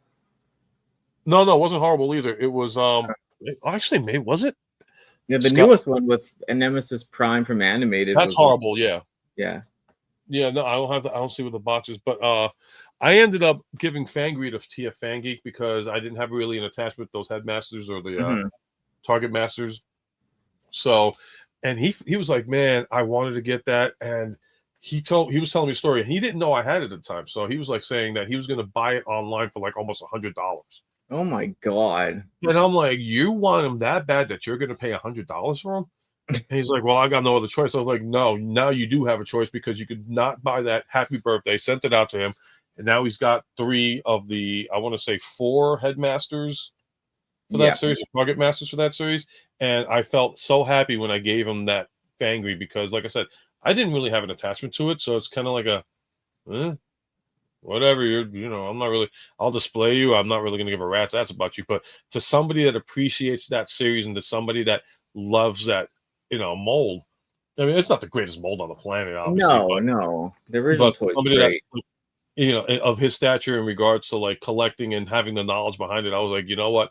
I'd rather just give it away to somebody who's a really good guy and can share that with the thing. So if you've never heard of TF Fangeek, you can check him out on YouTube, his channel. very knowledgeable in information. So give him give him a look, give him a follow too. And if you want to follow just my channel too and Danny's channel, please hit the like, share, subscribe. Now that I'm done cheap popping, I'm gonna take a little bit of my medication again. Yeah, no, it's cool, and they are re-releasing that Fangry as well as a single. Well, there's a listing for it if it's true, so that'll be cool for people that missed out. They usually do that. They put that figure in the 5 packs, so everyone buys it, and then they reissue it. Yes, that's true, Hefkin. Yes, they are doing. Yeah, I heard about that too. Yeah. Oh, Jesus Christ! I know what you're talking about. I don't remember the name either. That sucks. No. But and then, like I said, Robots in Disguise 2015, which I thought was an underrated series. I thought that was a great written, and I know a lot of people like, oh, Bumblebee. They're like totally, yes, they did like capitalize on that freaking character too much. They did, yeah. They overdid it with the Bumblebee, yeah. Right. But I will say, as far as RID 2015, I do like the fact that you take a character that was a scout and voiced by was it Fred Weedle? Yeah, he was was he? I can't remember. He was in Boy Meets World. The old Sean. No, he wasn't. Oh, Sean. yeah. Okay. Wow. Fred Weedle. If anybody knows who I'm talking about, please correct me on it. I think it is, or Josh Weedle or something like that. No, it's Josh Weed. But he did the voice on that one, and I liked it because he also did the voice of Terry McGinnis in Batman Beyond. And I love the way he portrayed Bumblebee. And when they brought back, oh my God, I'm blanking like crazy today. Which, yeah, I think it was Will Friedle that did Bumblebee. Yeah, Will Friedle. And when they brought in, oh my God, I did it again. Which character? I can find it. No, Peter Cullen. Oh, okay, yeah. So when they brought Peter Cullen in, and like that to me was a really good collaboration. They worked so well together, voicing off each other back and forth. And I love the fact it was like, okay, Optimus is like, you're in charge of Earth, so you are the main guy. But yes, Havigan. I loved Strong Arm. Grimlock, I like the way they developed him. Sideswipe, yeah. I gotta agree on that one. But I still kind of like Sideswipe was kind of like being the Fonzarelli of the group. That it's like, eh. And then you have Windblade, which I love that little comical aspect in 2015 where Sideswipe was like, hey, how are you, Windblade? and then Strong Arm got jealous. So it's kind of like they kind of tried to pull what they did in Beast Wars with a relationship kind of situation. Yeah. And I give them credit for that. I love it. Was good. And I love the way they did. Yeah, I'm biased. Megatronus, which, oh yeah, I don't know if you saw this. And then I'm going to give the floor back to you because I don't want to hog the conversation. I hate doing that. No, it's all good. No, that's why you're here. Yep. Oh, that's cool. My namesake, and it does light up. Oh, I think it is lighting up. Did it light up? Well, what class is that? Or this is the crap. I want to call it the classic class series, but it looks more like an action class, but it's not. It's smaller. Really? But this thing, I ended up paying. I bought it off the Blockies website. My wife's store did not get it. Ended up paying $40 because it was $20 plus shipping and handling. It was a pain in the ass to build because a certain way my eyesight and all that. But in the end, I love this thing. This is like my favorite Blocky today. Wow, that one looks really cool. It is. If you want Megatronus and you're collecting Blockies, definitely get that guy. It's a pain in the ass, but still so worth it at the end. You just like look at that bitch and like, oh. What are you doing? Are you looking at the phone again? Yeah.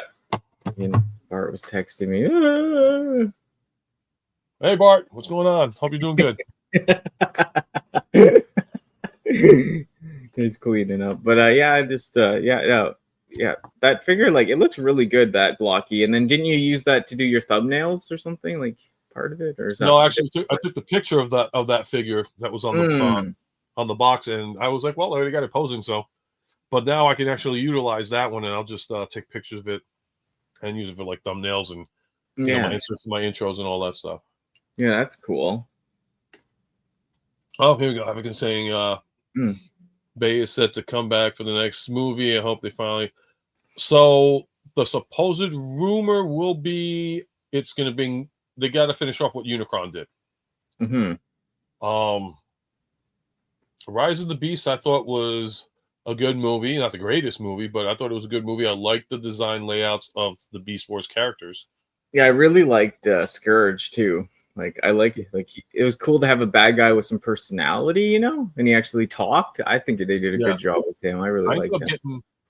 I ended up getting Scourge out here. I'll zoom in really quick, so I don't have to take it off the shelf. And I'm froze What's again. his name, right? The actor. What's his name from Game of Thrones? Yeah, I froze again. Mm. Oh, okay. So I ended up getting Scourge over here. If anybody could actually see it, third party. Peter Dinklage or whatever. Yeah, and I got that third party for like $30. And oh wow! Okay. And the quality of the plastic. The only thing it's missing is the Autobot, the Decepticon, and the Maximal Predacon symbols. That's it. Yeah. But after that, it's like, nah, I'm happy with that one. Solid plastic figure. Mm-hmm. No regrets of getting that style. Mm. Yeah. Yeah. The blockies are cool. It's endless, you know. Yeah. Oh, and definitely got to give a shout out to Haslage for nice. Nemesis Prime. Yeah, it looks pretty good like that. Yeah, now I gotta wait because I'm not gonna show it again, but I showed it before in the past. The whole the DK54 series and all that stuff. So I ended up getting it for Prime, Motormaster, and they are making it for this style now. So the color scheme on this is gonna look gorgeous, I think. That's cool. I'm waiting to see what they do. And what else we got here? What else we talk about here? We could talk about anything. Well, how do you? Yeah, like not to get too dramatic on the price hike stuff, but how do you feel about them going up with the Hasbro stuff? I don't like it. Yeah. I mean, it's nothing new. It's basically they adjust by the cost of living. So, I mean, like right now, Canada, from what I understand, your guys' prices are staying the same. It's just weird. Yeah. So, like now we're starting to feel. Yeah, because I remember I was paying $14.99 or $16.99 for a deluxe figure, while you guys were paying $24.99. Yeah, 24. Now we're at 24 on our end. Yeah. And all this your dollar's worth more, and so it's like now you guys are paying more. Yeah, it's like it's all over the place. I mean, the $8 increase on the Voyager is just insane for you guys. Yeah, I mean, it was bound to happen. I was like, it's not a big surprise to me. I knew they were backing it up. Having saying that, the one thing I don't like about the Bay movies is all Decepticons seem to be shown. Yeah, they're basically what I call a Tim Burton effect. Mm-hmm. You got a great villain and kill them all. Yeah. It shouldn't have been like that. I mean, like, when they did the first Transformers movie and they killed Megatron, I'm like, well, who are they going to use? Mm-hmm. Or try to kill him off, and it's like, okay, nope. Bring him back for another movie. Then they kill the Fallen. Then they kill Sentinel.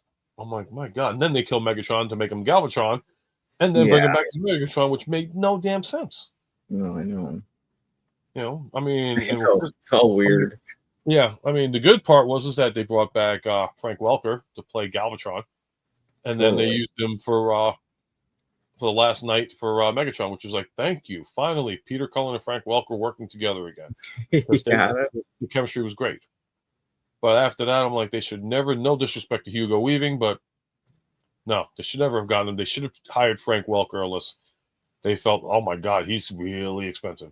But still, who cares? And it's like, obviously, that line, Michael Bay didn't really know much about Transformers. I think he thought it was a cash grab. Yeah, totally.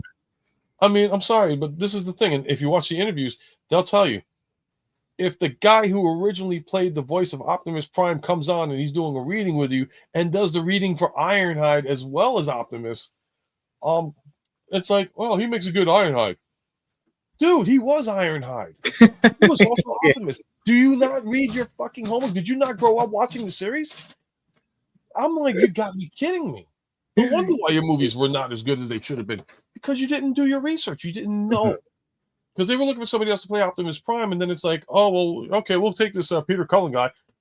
Oh, so you're going to take the original voice actor for freaking Transformers cartoons and utilize him in the movie? You're fucking kidding me? Mm-hmm. You know, you should got slapped. Now, in regards to Transformers 1, like I said, I felt it was a great story, great movie, and it surprised me a lot because I'm saying when they announced who was doing the voices, Yeah. I'm like, oh, Chris Hemsworth playing Optimus? Mm-hmm. I don't know how I feel about that.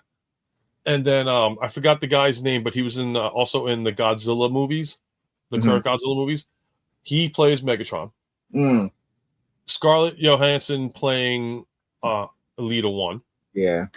And Keegan-Michael Key playing Bumblebee. I mean, I thought I was like, what? Why? And then, but once you watch the movie, it's like, it's a rebirth of the franchise. It was like, yes, okay, I can now honestly accept Chris Hemsworth as the voice of Optimus Prime. I can accept Keegan-Michael Key being the voice of Bumblebee because he brought out another side of that character. And I wish, if anybody knows the name of the actor who played Megatron, that'd be great. Look it up. I thought he did a great. He put I mean, like Frank Welker will always be our Megatron. Yeah, no matter what.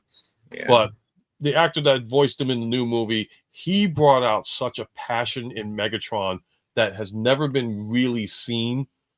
That's to me, it was like, that's what made that Megatron great. It's a different look, but a different style and a different persona.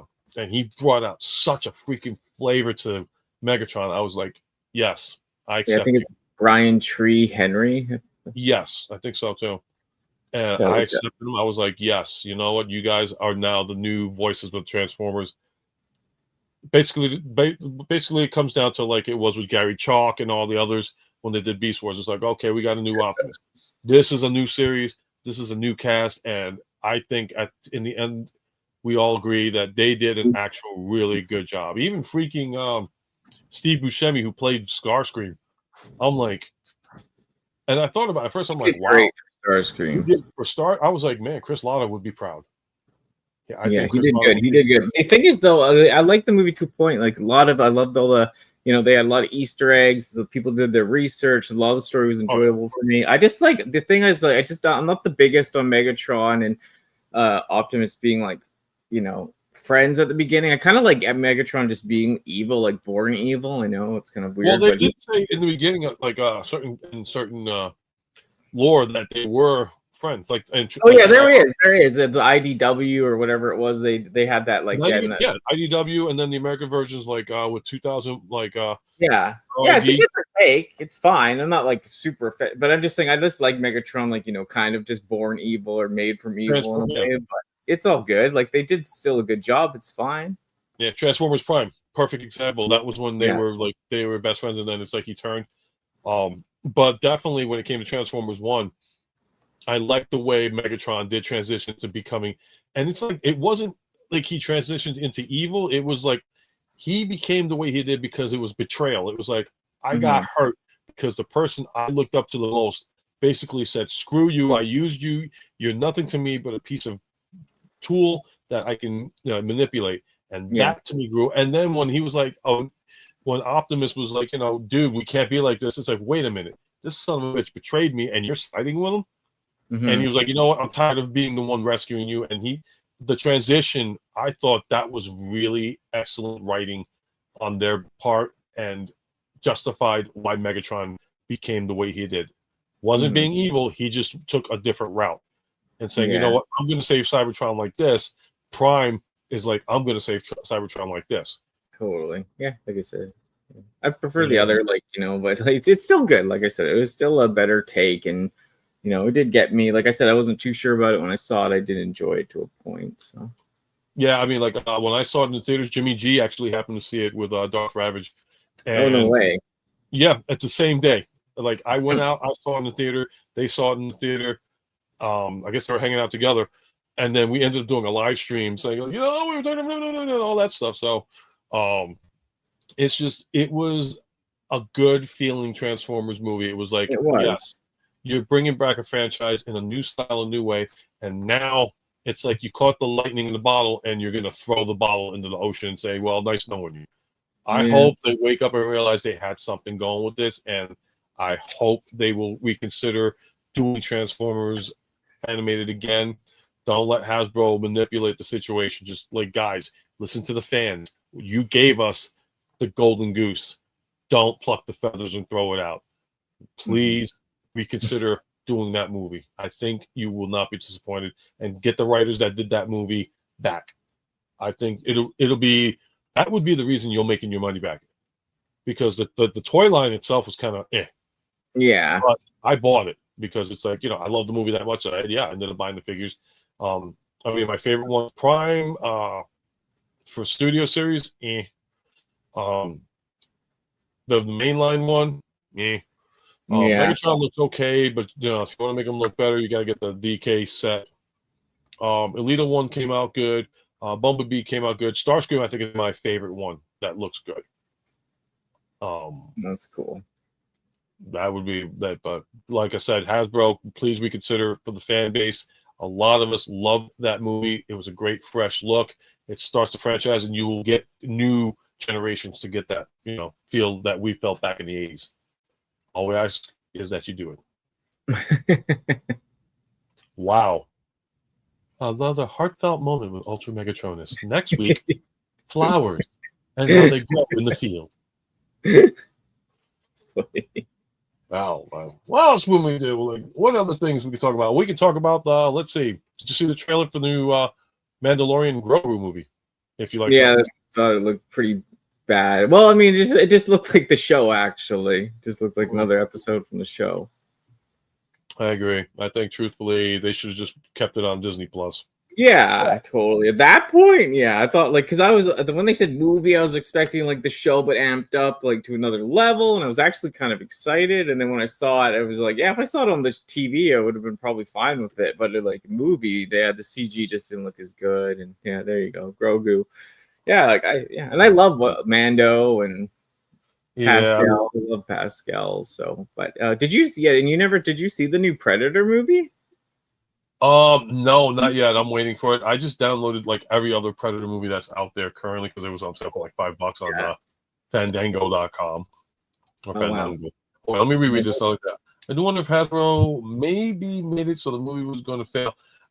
No, it was just crappy marketing. That's what it was. It was just literal shitty marketing. And then the first trailer flopped bad. Yeah, and I think what they didn't expect was the old school G1 fans to be like, because the marketing was garbage, but they also didn't anticipate. Oh, listen, well, I grew up watching this. Let me take my kid and see how they like it, and introduce it to a new generation of fans. But what they didn't expect was the old generation to be like, holy shit, this is really good. I actually like it. I can accept this as a new Transformers line. But no, they were like, oh, it flopped, it failed. Yeah, because your marketing sucked and you really didn't pay attention to the fans. And all the fans, G1, by the way, loved it. Yeah. Pay attention to your fan base, and I guarantee you, you'll make your money. We're simps. We are all collective simps. If you put out a product and it does good, even if it's like a cult following, it's going to make the money. Look at Evil Dead. That's a cult following movie. Xena Warrior Princess, Hercules Legendary. I can name a lot of it. Reboot. Come on. All cult favorites. And Tron, another one that's going to be released. I didn't see Tron Ares yet because it's the Jared Leto curse. Yeah, the soundtrack is actually good though. That's the only thing they said that was good about the movie was the soundtrack. After that, it's like Jared Leto came in. I'm like, I got nothing against Jared Leto. A lot of people bashed this Joker, but that was the style of Joker that was supposed to be, I guess, in that line. I don't know. Yeah, I never really. It doesn't bother me that much, but it's just kind of, it's not that into it. Yeah, and I thought him and Margot Robbie on the screen together did pretty good. Pretty good.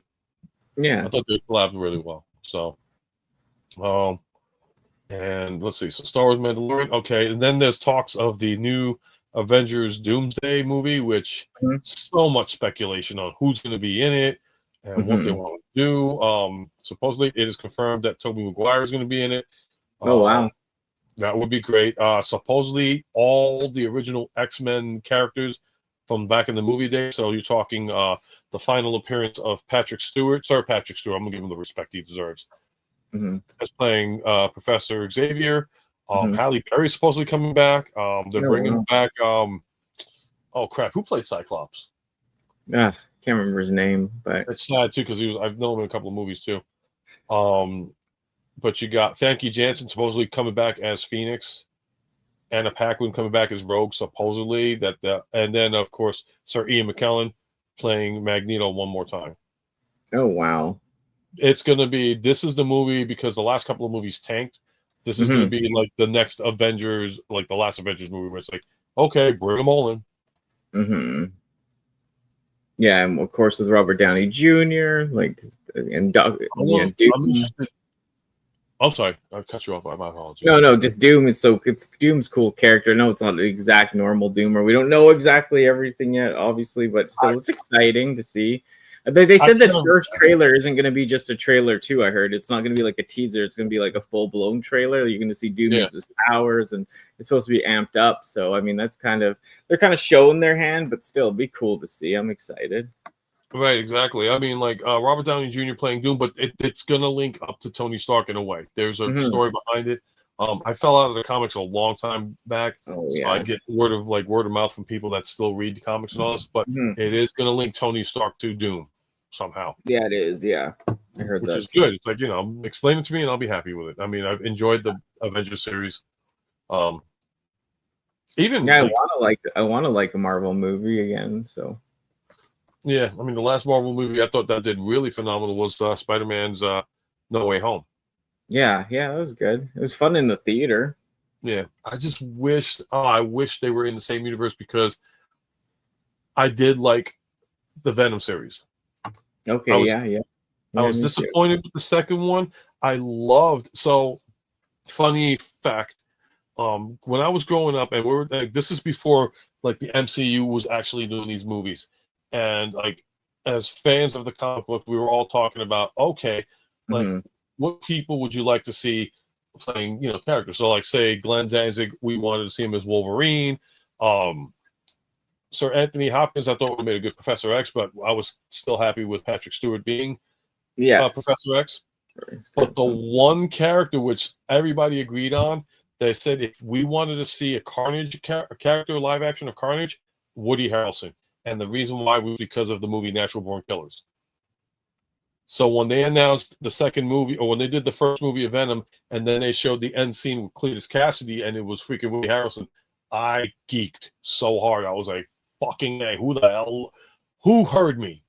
That you brought in Woody Harrelson, and it turned out that somebody else was like, yeah, I always envisioned Woody Harrelson being Cletus Cassidy. And I was like, that is so freaking, I was like, oh, I can't wait to see this movie. Then the movie came out, and I'm like, it wasn't that good. The third movie I thought did better. And the thing about the Secret Wars is it's a new Secret Wars to me. I remember the original Secret Wars where this is how far back I'm going. I'm talking like around 86, 80, like 85, 86, where the Venom suit came out of a machine during the Secret Wars fight battle and on the Beyonder world. And it just came out of a machine, and it ended up being a prison as opposed to being it's a brand new, you can make a new suit by just having this glob go on you. Not realizing, it was a prison. Shit. But Secret Wars will bring in, that's the whole thing. It will bring in all the characters. And I can't wait for that.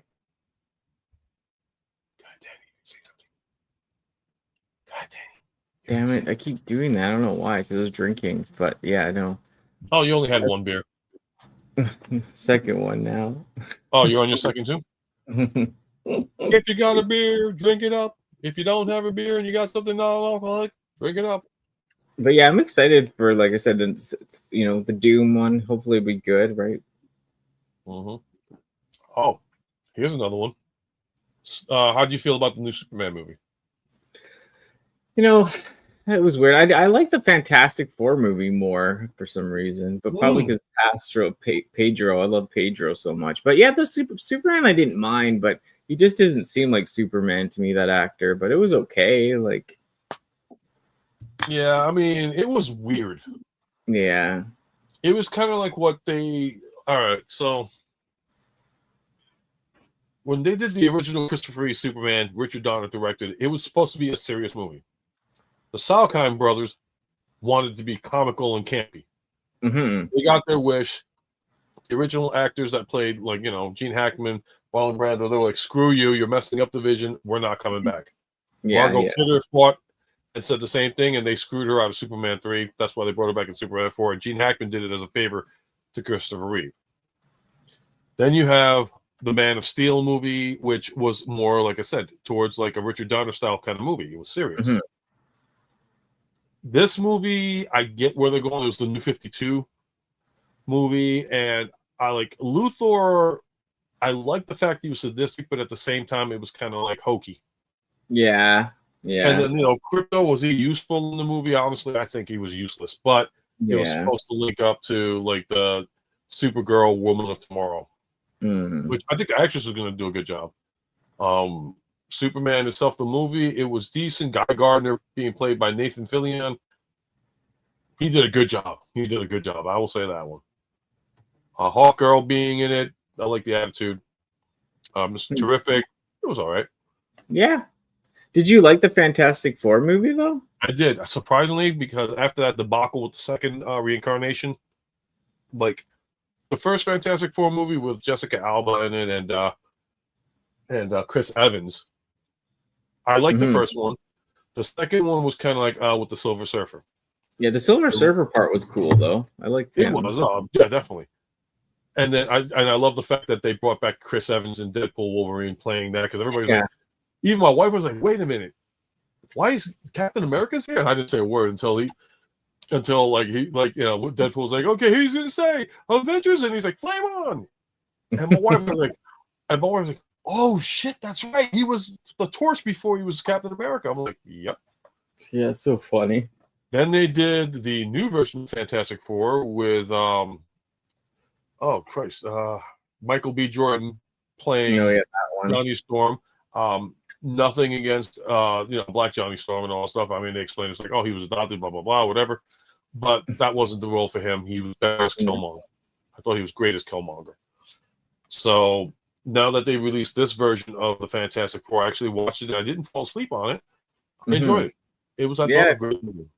Yeah, I liked it too. The Galactus, I love Pedro, and Invisible Woman. They all did a great job. There was just enough comedy for me, but still fun. And it moved well. Like the pacing of the movie was done really well. Well, when Sony and Fox is the only kind of the money grab, yes, today's movie makers are not about the story. It's more about cash grab and making the money off the top. And Havoc, I'm going to show you. I'm going to go grab something really quick here and zoom in, because I think you'll appreciate this. Wait. Yeah, because he said something. Because yes, I completely 150% agree with it. No, that's the wrong one. Yeah, that's the wrong one. And that's the wrong one. Yeah, that Unicron is cool. Wow, what is this? This is Reeves. That's Batman. That's no. Oh crap! What did I do with it? Well, thanks you. I'll say, what the hell? Well, thank you for everyone for hanging out. Yes, thank you. We all appreciate it. We appreciate it. I had a rough day though today. I just didn't feel like I was just groggy feeling all day. It's just it's been a week. Yeah, it's been crazy. I mean, like I said, my back pains and the whole 9 yards. All right, so okay, so yeah, I completely 150% agree. Christopher Reeve is and always has been and always will be my Superman. So much so, when they released the McFarlane Superman series, I actually got the figure, and I know you guys can probably still see me. Unfortunately, my end, I'm having issues with the internet, and I'm waiting for it to unfreeze so I can actually show this. I mean, Danny, do you see it? Can you still see me move? No, it's frozen now. It is frozen. Son of a gun. Like, what the hell is this going on this week? It's like, no, we can't. We're not going to show you anything. You are denied. Oh, unfrozen. It froze again. There we go. Oh, okay. So, long story short, and I hope I can show you guys this. I'm going to close in, but I bought the Superman figure, but it's the Christopher Reeve one. Yeah. But the head sculpt was okay. Let's see. So Yeah, I rebought another head sculpt. that's cool. That looks way better. And then what I ended up doing was I took the original Christopher Reeve head off of that one, and then put it on this guy, the Red Sun Superman. So I was like, okay, Christopher Reeve, Red Sun. And I apologize for the lag, guys. And then I took the third Christopher Reeve head and did this version, the new 52, Kingdom Come. Oh, yeah. So all these head sculpts are all Christopher Reeve head sculpts because I wanted live action. So yeah, if everybody's like, well, what you're talking about is Christopher Reeve always be. Yeah, he always is my Superman. Yeah. But that was my thing. I'm gonna go put these back in the section. That's cool. When did you get those all this year or when? Yeah, actually I got them all this year. No, that's cool. Courtesy of BBTS. Oh wow. But oh Christ, how did I put this in here without? But yeah, I'm a big Superman fan. I'm a big Christopher Reeve fan. Yeah. So, and then after that, it's like I'm a big Star Wars fan. Yada yada yada. Yeah, Christopher Reeves is definitely the best, though. And Danny, this one is to you. DJ's here. Oh wow! Hey DJ, what's up, DJ? Do I have enough time to crack open one more beer? Yeah, probably just a little more. Hey, or what? We can talk some more. Yeah, I mean, anybody in the chat, if you want to like bring up something, bring it up. It's downtime. We're hanging out. We're being social. We'd like to have, expand out to everything else. We want you guys to be involved, be interactive. DJ. Yeah, I know. Yeah, it's pretty good turnout. Like the one stream, we had so many people. At least we had people chatting mostly through here, but it's a little slower, but still fun. Yeah, and shout out and rest in peace. Tuesday's a little weird. Yeah, and rest in peace to the original Doctor Doom actor for the Fantastic Four movie that came out. He did pass away, unfortunately. Yeah, but he did a good job as Doom. He did. Oh man, I did. Like I said, Jessica Alba, I thought did a great job as Sue Storm. I did like what's his face from Party of Five. I think he was from Party of Five. Yeah, he ended up playing Reed Richards, and the fact that Chris Evans played Storm, I thought he nailed it. Mm-hmm. Attitude-wise, he nailed it. And then Michael Chiklis playing Thing, also a good choice. It's just when they did the second movie, it was kind of like, oh, what happened? The story was supposed to be great, and it ended up being boring. Yeah, it kind of got fell flat. Yeah, I mean, graphically speaking, Silver Surfer looked fucking phenomenal. Yeah, he looked cool. I remember the time I like that. I was like, that part was cool, especially in the subway when he's flying through. But then the rest of it just kind of. Yeah, I mean, what disappointed me too was Galactus not being fully shown. Yeah, and that's what I liked about the new movie. They showed Galactus. It was like, okay, yeah. And the Galactus fact that was done so well. Yeah, but it was a mini-me version of Galactus, because that Galactus was supposed to be like this huge ass freaking. Well, can he just change his shape or no? Then they did a good job on it. I mean, I'm not gonna say I know every little thing about the Fantastic Four lore. That was more of my uncle's thing. They collected Marvel comics, and I cried because they had the comics, but my uncle had his son and his daughter, and of course he's gonna give it to his son. Mm-hmm. What happened after that? I was like, no, I appreciate those more. Don't give it to him. Those shit. Probably sold them. Oh yeah. Not knowing the true value of the comic book, it's like, you know what, whatever. Yeah, they sold it for cheap.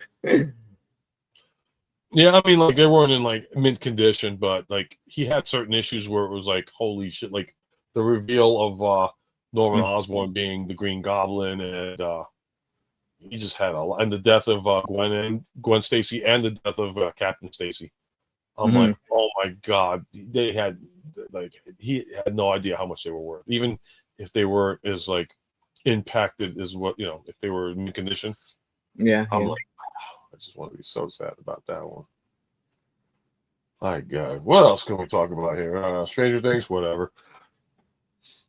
I'm trying to think. Have you checked out any new series on TV? Because like I just got, there's one more episode of Tulsa King, and Tulsa King, oh my God. If you like Sylvester Stallone movies, yeah, you gotta watch Tulsa King. That is like the greatest series ever. And he like executive producer, his daughter's in the show, and the cast of characters, like, oh my God, the casting is phenomenal. And it's never a dull moment. It's like every episode ends, you're pissed off because you're like, no, you want more and you want to see what's next. Yeah, I know. I'm like, can't remember. I agree. I didn't like the way they handled Doom either. I'm sorry. Oh, just I can't remember the show I was watching. It was like had Taylor Kitsch in it. It was like I think on Amazon. It was cool, like something Lone Wolf or something, or Dark Wolf. Yeah, the Terminal List. Dark Wolf had Chris Pratt. I think he's in it. It's like kind of military, and then they become spies. But yeah, he Chris Pratt like produced it. I think it's pretty good. Like I always liked like what's his name, Canadian guy, Taylor Kitsch. So he's cool. So it was fun show. I wonder something. I reached out to Norbs, and he said that he won't be home till like 10 o'clock. So, I mean, depending on how you feel, I mean, I could probably hang out for another hour. I can reach out and see if he wants to still jump in. Yeah. I'll probably have to call it in like an hour, but I'll be good till 8. Yeah, because what time? It's like 7 o'clock your time, right? Yeah. All right, so it'll be like it's 10 o'clock my time right now. So actually, he might be home. Let me reach out to him really quick. Because then I'll have to wrap it up after that, just because early tomorrow. But yeah. Yeah. So it's like Oh, wait a minute. So you started at what, 9, 8, 7. So you still no wait. Yeah. What time is it by you? 7. Okay. Let me see if he wants to jump in really quick. But you probably gonna have.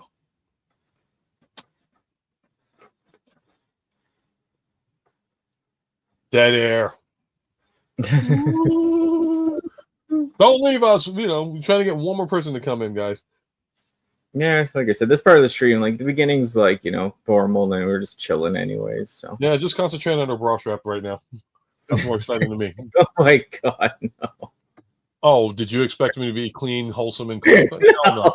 You're on the wrong planet. No, I mean, like, is there anything else you want to show off? Yeah, toy-wise, people, get your minds out of the gutter. People, I know. I got this actually. I found this in the old original Street Shark guy. Oh, sweet, the Vin Diesel edition. I don't have the backpack or the missiles in the eel lines, but he has this one, which is cool. So yeah, I did get this as a kid, so I actually really like this guy. He's pretty cool. I slowly collecting Street Sharks, so they're like, I can't believe how much they've gone up and how hard. Like I looked at the pack on eBay, it was $100, so incredibly expensive. This guy like loose or wait, how much was he? Hold on, how much was he worth? Like complete, like he's like $250 on eBay with the backpack and the other 2 missiles. In this form, he's about like $70 on eBay. Oh my God, are you serious? I'm thinking of Canadian prices too, but holy shit! Yeah. 200 fully?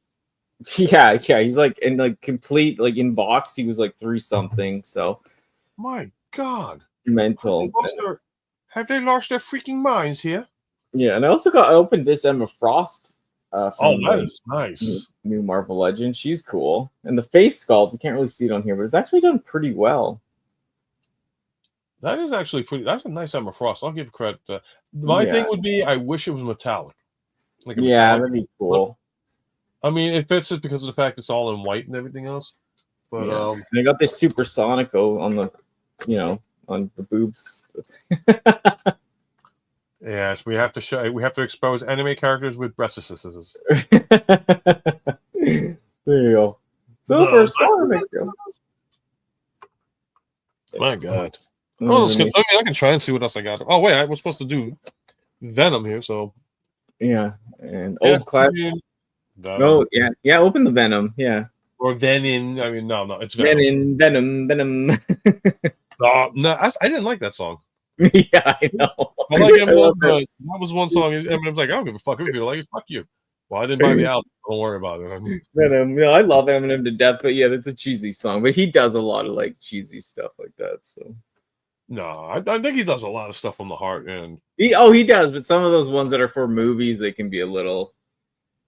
I still got to open up my freaking.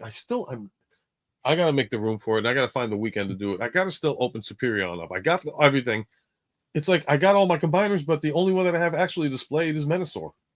I was like, what the hell's wrong with me? Like, you guys in the chat, you guys ever have that where you collect something and you have it in the box for such a long time, you tend to almost forget it is there? Yeah. And it's like, or you want to open it up and it's like, yeah, I wish I could. However, I have, lack of room, please join the chat, talk to us, say something. Shit. I know I'm about as interesting in watching paint dry, but make it fun for everybody as much as we could. Yeah, And then hey, now I'm just waiting to see.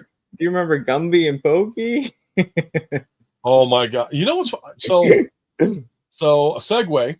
Hey, it's Optinations. Optinations, brother, dude, it's on. And if you guys like toys, and he's going to get his business back in, you can check him out here. PlayToysUtah.com. Wow, I actually timed it right.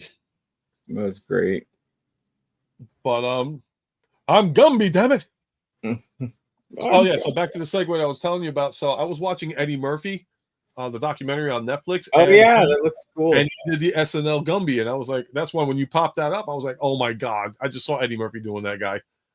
He's like, I'm Gumby, damn it. Yeah, that I was just gonna watch that documentary the other day. It's good. It's really good. It's so much like a lot about Eddie that nobody knew. Mm-hmm. Yep. I remember them. Remember this? Remember that? I used to actually watch, and it's crazy because, like, so if I want to say it's the Latter-day Saints and all that stuff. So if you're like Lutheran or Latter-day Saints kind of thing, I used to watch a show called Davy and Goliath. Oh yeah, I remember that. If you remember, it was and I used to watch it in the morning. I don't know why. I was like fascinated with, I guess, the whole fact it was claymation, and it was like, also about religion, that kind of thing. Mm-hmm. And my grandmother, who's Catholic, she's like, no, that's okay. They're talking about God, so you can watch that. I'm like, I just like the animation. I like Davy. I like Goliath. Yeah.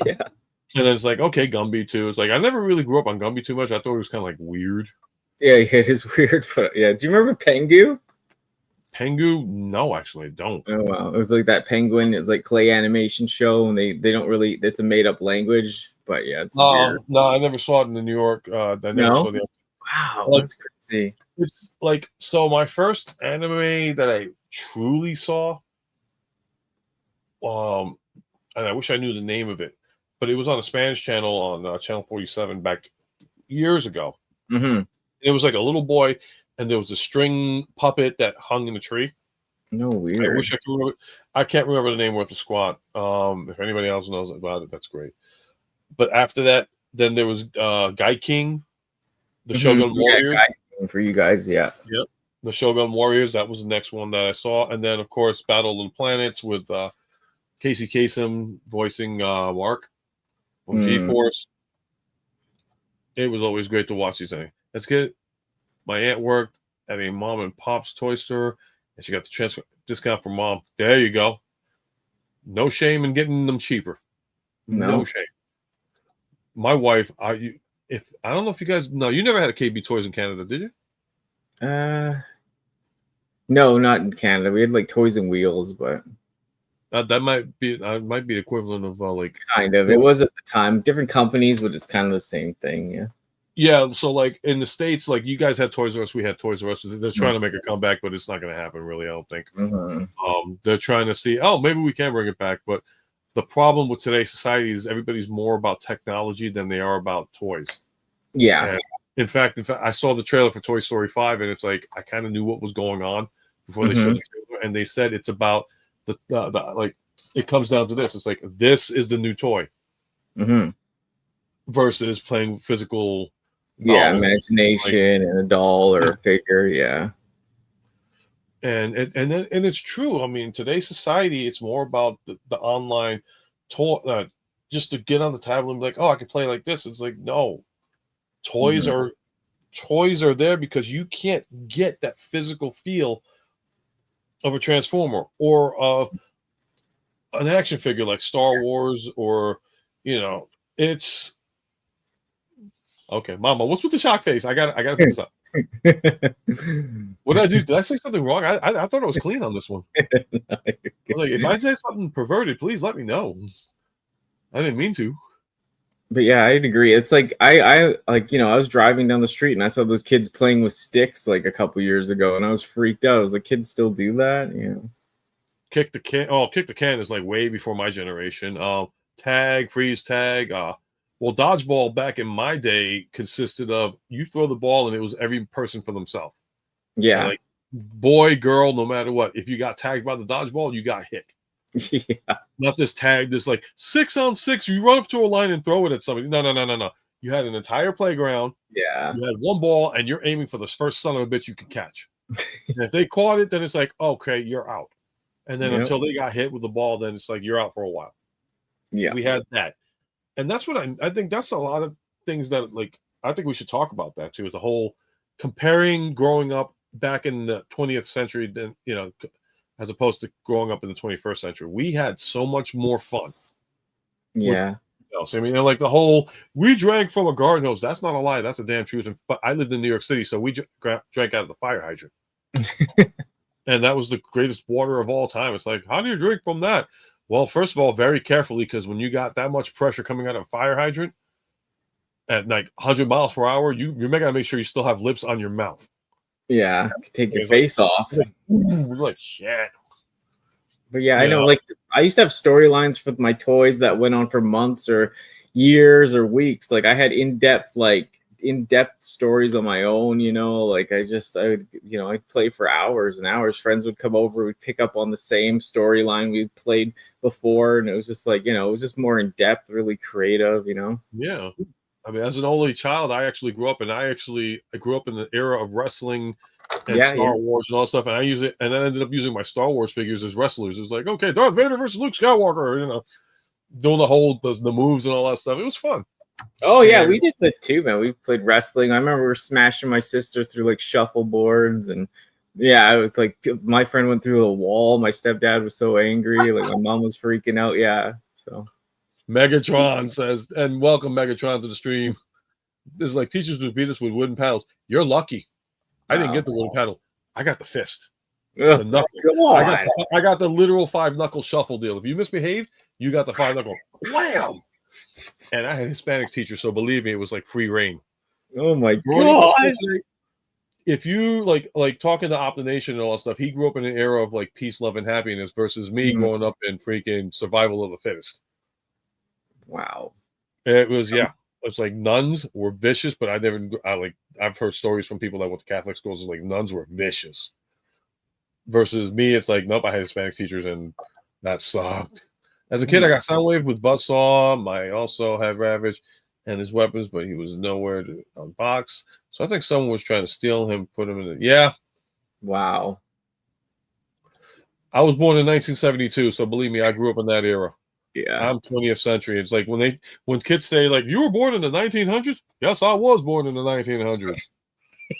Yeah, 1980 for me, but yeah, I know. It's crazy, and like, my era was like, it was like that stuff was coming to an end, but still, like, it was still strict, but like no hitting, Yeah, no, I didn't miss that one. No, unfortunately, I experienced that one. But yeah, I mean, we could probably say we grew up in the dual century.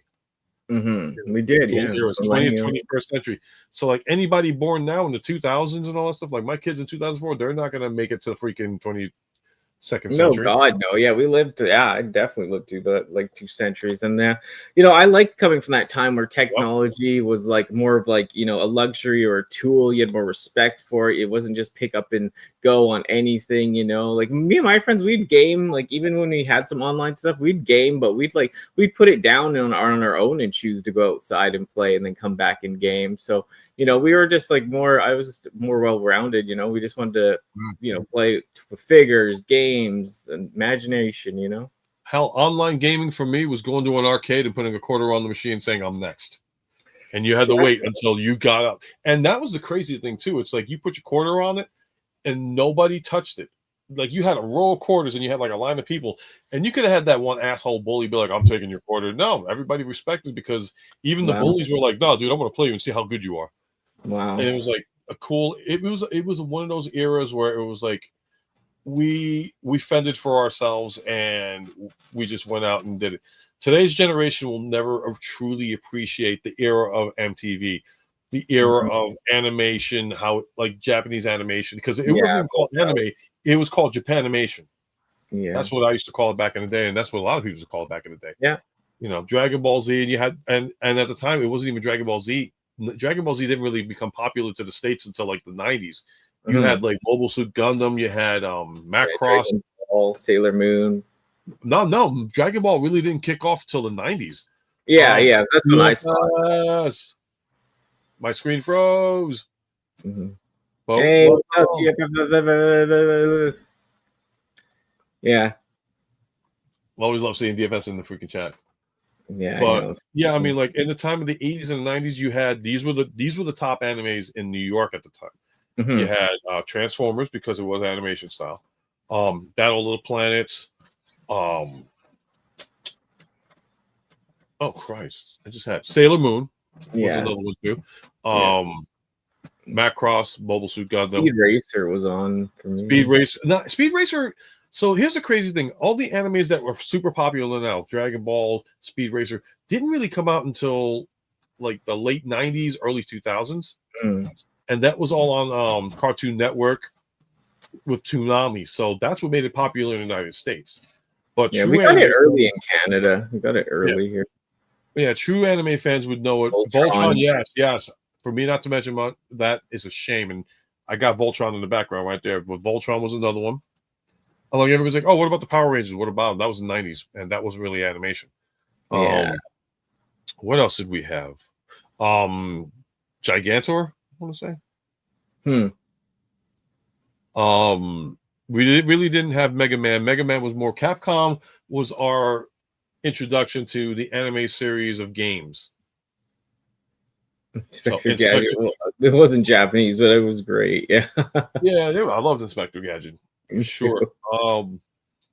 What other ones that were out there? Like, you know, if you guys in the chat want to like post up like what for me, it was like the 90s rollout for me, because I was like, you know, in the 80s I was just like so young, and then by 90, 91, 92, 93, and I was like, you know, by 96 I was 10. There was like the Sailor Moon, Pokemon, Dragon Ball. Yeah, Pokemon, yeah, that was 90s. Yeah, sure. Like the best movie ever, like my favorite movie, one of my favorite movies is Dazed and Confused. And the one girl explained it the best. She's like, the 60s suck, or the 70s suck. The 80s is going to rule. The 90s is going to be like the 60s, which are going to suck all over again. Which I was like, really? And then I grew up in the 90s. I was like, yeah, it kind of was not a good time for me in the 90s at some things. But I mean, everybody has their era of like fun times. Totally. I'm trying to think what else was out there that was anime related. I like Samurai Pizza Cats. Okay. You ever see that? Do you know that? No, I've never seen that one. Wow, really? Yeah, I've like the cartoons, like non-animated wise, like cartoons that I grew up on in the 80s would be definitely Transformers, G.I. Joe, Thundercats. Like if you didn't see Thundercats, shame on you. Yeah, you don't even get the honor of the shame button on that one if you didn't see it. What about Akira? Did you watch that back then or no? Akira, I watched multiple times and I fell asleep multiple times. Yeah, it was pioneering. Mech Robot, yeah. What was the other name for it wasn't Gundam. It was, what was Macross? Robotech. Oh yeah, Robotech. Yeah. Yeah, which was basically Macross anyway. Rama half, I did remember seeing that. I watched it in 2000 because my friend introduced me back to anime, and that's one of my favorite series. That one. And if you want to go old school, Those Who Hunt Elves, Golden Boy, the original, not the Netflix version, the original Bastard with the original voice actor on it. Mm. 85. Hey, you were still born in the Gen X era, so that counts. You're good. Yeah, I was 86. Sailor Moon Pizza Cats, I didn't see. I never saw that one. Yeah. Samurai Pizza Cats. How the hell did I type it? Oh, how did I type in 86? Oh, because you typed in 86. I know, it's weird, right? It's like connected. Yeah, no, because we're linked in on this one. Yep. Yeah. What other cartoons came out? Hulk Hogan's Rockin' Wrestling came out in the 80s. The Smurfs, the Snorks, Muppet Babies. Yeah, I know everybody's like Muppet Babies. If you're a Muppet fan, you watched Muppet Babies. But it was actually cool because I like the concept of what they did. The Star Wars episode was my favorite one out of the Muppet Babies. Were you too old for Ninja Turtles? Because that was like 90s. Oh, please, come on. Or no? No. Ninja Turtles came out when I was about 13. Oh, yeah. 14. And then the video game came out in like the late 80s, early 90s. I want to say 89 or 88, 89 it came out. Yeah, true. Yeah, The sorry. player TMNT game. Thank you, DFS. Thank you. What other came out? The Snorks, the Smurfs. And if you really go back as far as you can, if you happen to remember as a kid, Get Along Gang. Oh my God, I haven't. Oh my God, I do remember that with Megatron. Yes, I do remember that. Get Along Gang. If you guys remember, this was going way back now. They actually had the Pac-Man cartoon, the Donkey Kong cartoon, and the Super Mario Brothers Super Show with Captain Lou Albano playing Mario. That was like, yeah, Disney's Gummy Bears. I thought that came out in the was that late 80s, early 90s? Yeah, maybe early 90s. No, I think it might be 80s, late 80s though. Was it? Yeah, I think so because I was dating a girl in 1991 or no, final episode. So when did it air? Gummy Bears I think came out before. So I think all of us here grew up on the Disney afternoon block, so it had shows like DuckTales, which I loved the game. And the reissue of the game I thought was awesome because they got the original voice actors to portray their characters on the video game. Yeah. I loved Tailspin. 85. Chip 'n Dale's Rescue Rangers. 85 was Gummy Bears. Yeah. Yep. And it was so funny how they compared Chip 'n Dale's Rescue Rangers to Indiana Jones and Magnum PI. Because it looked like that was the... For 90s show, I loved Darkwing Duck. Yeah. That was another one. Shame on me. I played those games too. Yep, Gummy Bears. I never watched Gummy Bears. It didn't throw me. No. There's Teddy Ruxpin, which is weird too. But... I had an issue with Teddy Ruxpin. It's like a possessed doll, which led to Chucky. Yeah, Chucky is scary. Oh, I love Chucky though. I love him. Really? Yeah, my son's got a Chucky doll, and my wife, every time she goes in that room, she's like, "Put that thing under a cover. I don't want to see that thing." Yeah, Chucky scares me too. Yep, DuckTales. Yep. Sorry, I'm like, yeah, you do the thing. I'm like, no. Phantom. Oh yeah, Fraggle Rock. It was like puppets, but still, yeah. I never had I had HBO in the beginning, but then my mom canceled it because it was expensive at the time. So I never really got to watch Fraggle Rock. But look, if we're talking old school TV series, oh my God. Where do I begin? Knight Rider, A-Team, Airwolf, Blue Thunder. And this was all early 80s stuff. Knight Rider, obviously. Yeah, yeah. Dukes of Hazzard. Everybody's like, they want the original Dukes of Hazzard car. The General Lee, Dodge Charger 69. Fraggle Rock has a cartoon too. Yeah, I did see that they did have a cartoon. That's cool. I didn't know. Yeah, dang it! Now that screen popped up.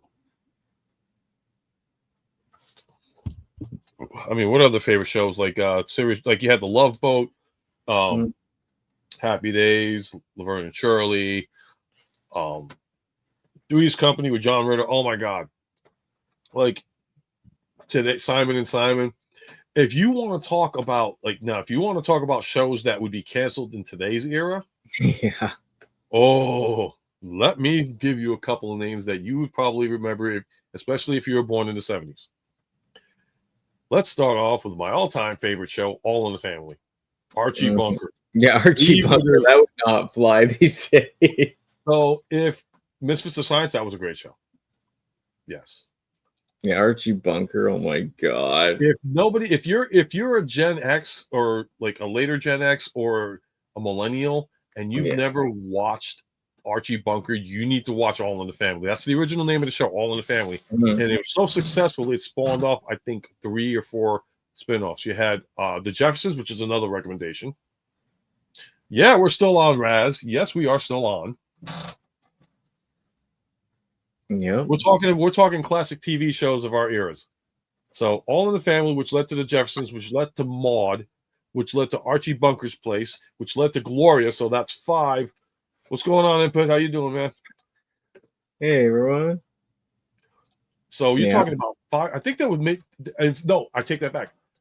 There might even it would be 6 now because I just realized this too. A lot of people may not realize it. So you had All in the Family, which had Maude, Archie Bunker. Yep, Megatron. Yep, saw it 6 because the 6th spinoff would have been Good Times because Maude was a spinoff of All in the Family, and Good Times was a spinoff of Maude. So it's like all this led to like this was just the 70s alone.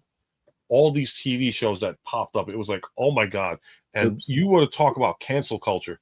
They would have had a field day on these guys. And that was just the 70s. That was just the 70s. Let's get into the 80s with a show called Three's Company, where the theme of the show is 2 girls and 1 guy living in the same apartment. But the only way that the guy could live in that apartment is if he told the landlord he was gay. So figured out the rest of it out. Even though he was never gay, he was straight. And Married with Children, more 90s, but still that was funny. I fucking hated Darcy. I hated Marcy Darcy so much. And here's the crazy part too. Ed O'Neill and what's her face that freaking played Marcy, they hated each other in real life too. And she produced the show. Later on, I'm like, oh my god, I'm sorry, I didn't mean to take that off. I look like a short. Did it like do that thing where it like cut it like the vertical horizontal thing or what? If you still have the invite, Raz, too, if you want to join us for the last half an hour, more than welcome to. Yeah. Come on down. Bosom Buddies. Yes. Tom Hanks and Peter Scolari, may he rest in peace. That was a phenomenal show. That was a great show. Greatest American Hero. Oh god, what was that one that was kind of like Tron? I kind of remember. Oh god, Autocar or Autobot or whatever, Autocon.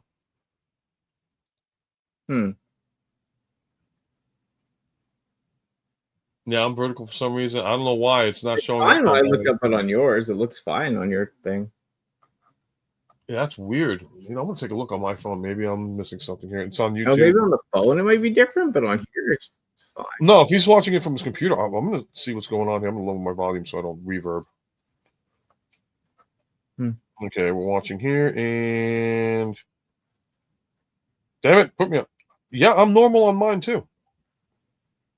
Yeah, no worries, weird. Raz. Yeah, no worries. I mean, we're just glad that you showed, man. Yeah. No, I didn't forget the Jeffersons. I said that when I did the lineup of Archie Bunker and all that. That was one of the shows. I mentioned Sherman Hemsley and Isabel Sanford. And then who else was there? And then that was a spin-off. Oh crap. I take that back because now we're doing another spin-off of that one because Florence had a show. Oh yeah, yeah. She ended up going to a hotel. Be the crack. I'm not standing up and showing my buttocks. So that basically covered the 70s. Now, as far as the 80s are concerned, you had Married with Children because technically it was 80s. You had The Simpsons. That's been on forever. Yeah. But and then, oh, Jesus. Now, if you really want to talk cancel culture, In Living Color. So if you don't know that show, some of the people in the group will know what I'm talking about. But for those of you who are not familiar with In Living Color, If you know the actor, I'll give you a couple of actors' names. Keenan Ivory Wayans, Marlon Wayans, Sean Wayans, Marlon Wayans, Jim Carrey. There was a couple of other actors too that were on this show, and they did stuff. And that was supposed to be like the counteract to Saturday Night Live. Yep, Yeah. in living color. Yep, that show. I'm gonna let you do the editing. I like late react. Fire Marshal Bill. Yep. Homie the Clown. Blaine and Antoine. Like they did so much stuff, and it was so raunchy for a nighttime show. It was phenomenal. I love that series, and the reason why they got canceled is because they kind of screwed over Keenan Ivory Wayans at Fox, so that's why it was canceled. Also, too, if you had HBO later on, Russell Simmons' Def Comedy Jam, a lot of actors to this day, like Steve Harvey, Dave Chappelle, Chris Tucker, Chappelle Tucker. Yep, Jennifer Lopez was in fact a dancer on In Living Color. Oh yeah. But my screen froze. Okay, now I'm back. Who else was there? Tracy Morgan, Martin Lawrence, Omar Epps, Bernie Mac. Yeah. And my screen froze again. Okay, now I'm back to normal. And it froze again. So much. I mean, like I said, the 80s and the 90s, as far as the comedy era is concerned, and as far as cancel culture, holy shit, would today's generation be so offended? And I wouldn't give a fuck. No, me either. It's like we need that. We need that. I know. Because it used to bring levity, man. Like it's funny to make fun of things because, like, especially if someone's living it or whatever, like it's funny to make fun of it because it just makes it people more comfortable. You know, it's actually, what was the show that it was CTV? Like that was the one that had John Candy. What about the one that had John Candy and Rick Moranis? It was like CTV or something like. I know it was on the Canadian. It was a Canadian show. John Candy was in it. Rick Moranis was in it. Like when the SCTV. Thank you. Yeah, there you go, Raz. Thank you, Raz. I never got to see it, but I've heard of it. Jim Carrey was in 2 movies. Yep, Once Bitten. No, actually, he was on another movie too. He was in it was the movie that was with Clint Eastwood, and he played actually Axl Rose's. He played the Axl Rose character. And then when they went to the funeral when he got killed, Axl Rose showed up for that scene.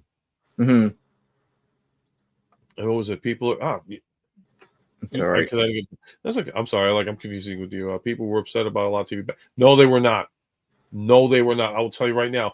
If you grew up in the 20th century, everybody grew up to these shows. Nobody got offended. They laughed their asses off. But at the same time, too, a lot of people, I will say, were kind of like homophobic, racist. It was an era. It was a tough era to live in. And I will say this right now to anybody that was like gay or homosexual and all that stuff. That when it was like in the 80s and 90s, they were the toughest ones out there. They survived an era of literal hatred and racism and all that stuff. I mean, to grow up in the 80s and 90s having an alternative lifestyle, but they stuck it out, but they didn't go too crazy on certain things. But I'm not going to get into that because this ain't politics. But yeah, I know it's funny. Yeah, and the thing was too, I know like I know online, like back then, I know like shows would hate on shit, but the people kind of like you know, they didn't get offended, but I know like they tried to say this and that, right? Like people like South Park, man. Like I know some people are like, don't watch it, but I mean it you know, it was crazy. It was for fun, right? Yeah, it was for fun. But here I will say I'm going to answer this one for input. Yeah, it was under fire because it like a lot of it dealt with sexist remarks and womanization as well as weight. So I mean, I watched the old clips. I'm like, holy shit. He makes fun, especially when they talk about like when he's at the shoe store and he has like overweight women there. It's like, oh my God, I can't believe they got away with this stuff. But it was in an era at a time, the mentality was a whole different thing, and it was funny. Today's standards, like you're making fun of heavy people. Yeah, you're right. It is kind of messed up. No, I'm not gonna say it's kind of messed up. It is messed up. South Park, I like because it was supposed to be like, you know, it was a whole nother world, right? Will Sasso, Mad TV. He's doing a show now. He's on Georgie and Mandy. Yeah, I never liked Mad TV. Georgie and Mandy's First Marriage, which is a spinoff of Young Sheldon, which is a spinoff of Big Bang. And that's actually a pretty good show. I actually enjoy that one. Yeah? Yeah, I actually watched. I didn't even watch Young Sheldon, and I kind of like watched clips of Big Bang Theory. But I like George and Gracie. I don't know why. I'm like warped. But Will Sasso plays the father. And it's like nice to see him in that kind of a role. Deadpool's the other movie with Jim Carrey. Was that the name of the movie with Clint Eastwood? Really? There was the movie sounds familiar. I think it was that one. Georgie and Mandy's First Marriage. Yeah, it is a fun show. Whereas, yeah, I love watching that show. And we were talking about the other one with Sylvester Stallone, Tulsa King. If you guys haven't checked it out and you love Stallone, check that show out. It's freaking amazing. Yeah. I love Big Bang.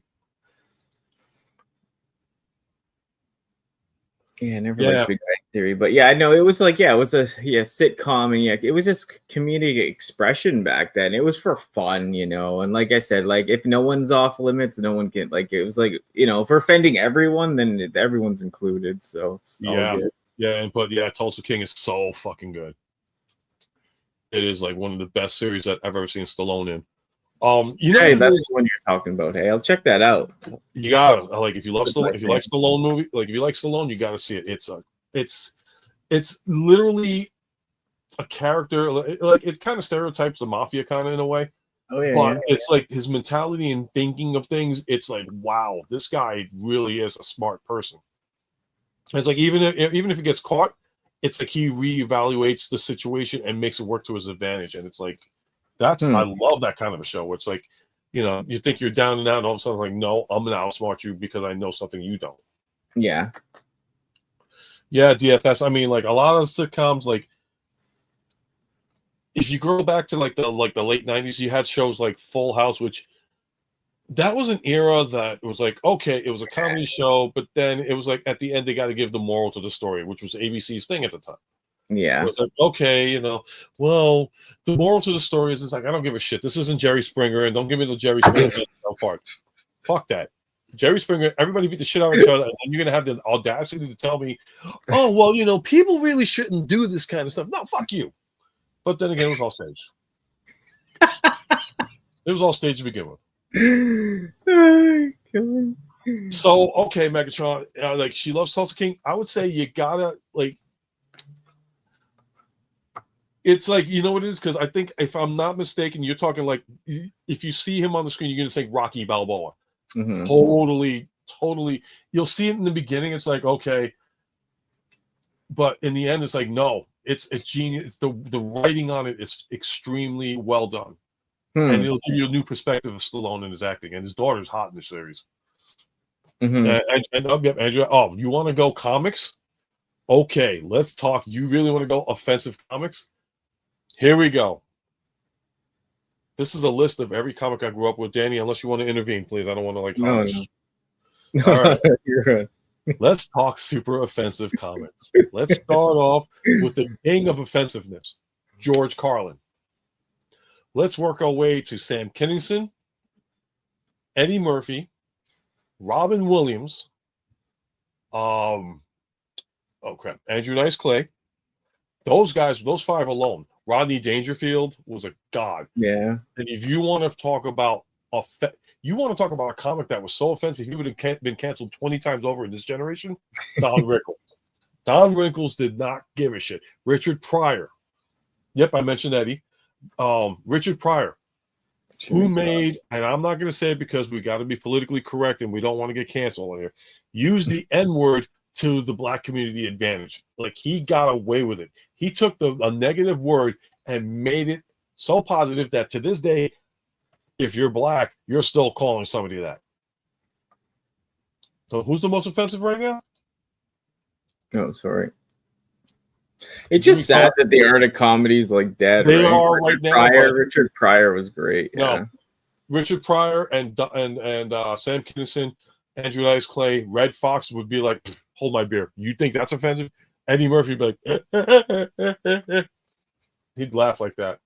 Like, And Sam Kinison used to be I don't know if anybody knows that Sam Kinison was a reverend before he became a comedian. So, and he would, holy mackerel. Like I said, these were like the original old school. Even Bob Saget, who played Danny Tanner on Full House, was a sick son of a bitch as a comedian. I'm like, Jesus Christ. Like when you're telling stories about being on a plane with the Olsen twins and freaking getting on a plane, hey, who wants to do coke? Lenny Bruce, yes. No, that's a true story. Like they like walk up to the kids like, yeah, you want to do some coke? I was like, what the fuck?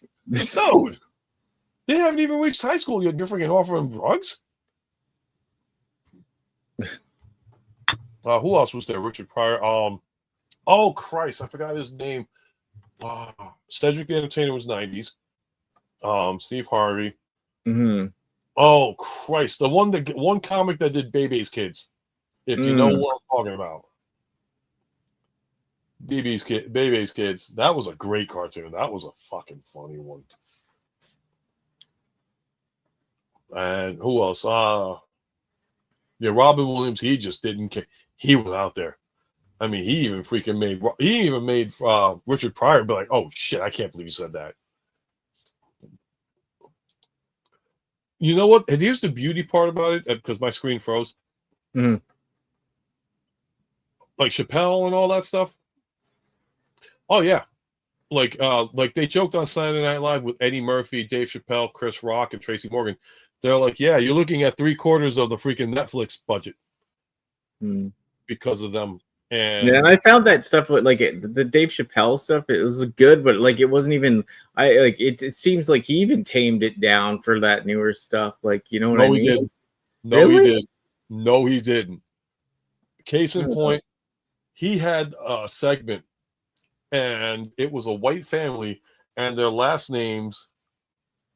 Oh no, I know that. No, but I meant his new Netflix stuff seemed to tone down. You know, honestly, Chappelle brought back the Richard Pryor era, in my sense, because you're like you got a white family called that, and you're getting away with saying it on national television. It's like, holy. Oh yeah, shit. That for sure. But I just meant the newer Netflix specials didn't seem as like intense, you know. But Comedy Central, I'll give credit. They gave Chappelle the chance, but then something happened, I guess, with Comedy Central and Dave Chappelle that they canceled them out. Yeah. But Netflix stuck up for them. They stuck up for Eddie Murphy. They stuck up for a lot of them. Yep, Megatron knows what I'm talking about. They ain't my kid. They ain't my kids. Those Bebe's Kids. And if you've never seen Bebe's Kids, you gotta watch it. And they're talking like in an era where they had mama jokes. Like today's mama jokes, there's some good ones. I mean, even I'm like, damn, that's a good shit. And I grew up in the battle of the mama jokes.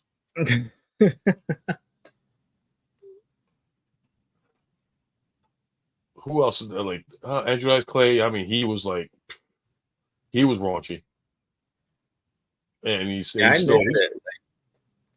You never seen Andrew Dice Clay in concert? Oh, no, I seen him, yeah, but I missed like just comedy in general. Like everything sucks. Like I find these days.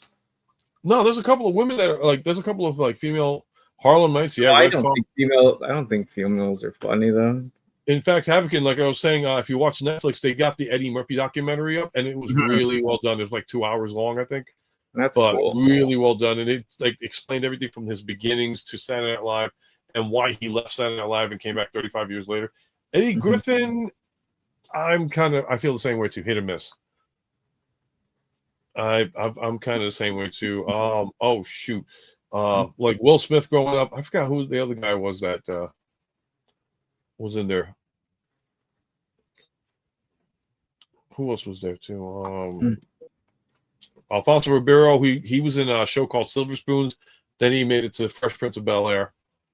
And before that, he was in a play that I actually saw. They did a Broadway play, and my school got chosen to go check out the play. It was called The Tap Dance Kid. Thank you, DJ Hughley. That's who I was trying to remember. That was on the Fresh Prince of Bel-Air. Okay, yeah. And now they're talking about bringing back Family Matters. Yeah, I heard about that. Yeah. Yeah, I'm actually interested in seeing that and see where it goes. They can't bring back oh Jesus, what the hell was her name? Steve Urkel's girlfriend, not Laura. If anybody remembers, she passed away because and my heart goes out to her and respect. I mean, she rests in peace. The actress that played the character was pregnant, and yep, no problem. And she ended up dying because she was giving birth to her child. So she was like, "Screw that! I live my life," and ended up giving birth, gave a new life, but sacrificed hers. And my screen froze again, so I apologize for the inconvenience if I'm lagging. Can we go back to the Amy Schumer era of comedy? No, not really. Yeah, I don't know. Amy Schumer, I don't know. Something about her, like, nothing against her. I don't know her personally, obviously, but I don't find any female comedians funny. It's just that the females aren't funny to me. they're bringing back a different world. As long as there's no Spanish fly in the freaking drinks, whatever you want to do with it. Different world was all right. I mean, like Jasmine Guy was good. I forgot what's his face, Dwayne Wayne's real name.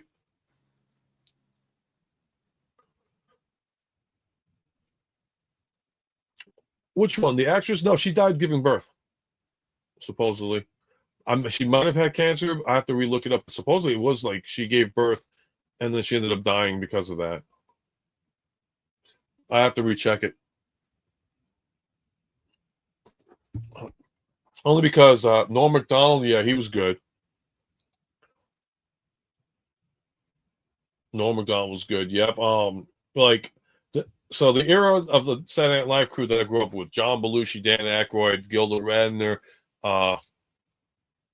Chevy Chase, Bill Murray, Jane Curtin. Yeah, Chevy Chase was season 1 original Saturday Night Live, and he ended up regretting not doing it afterwards. He thought the show wasn't going to take off, and that did take off for a while. But then when they brought in the new cast of Saturday Night Live, it was like Tim Kanzarisky, Joe Piscopo, Eddie Murphy when they came in, Billy Crystal, Kadeem Harrison. Thank you, Megatron. Thank you.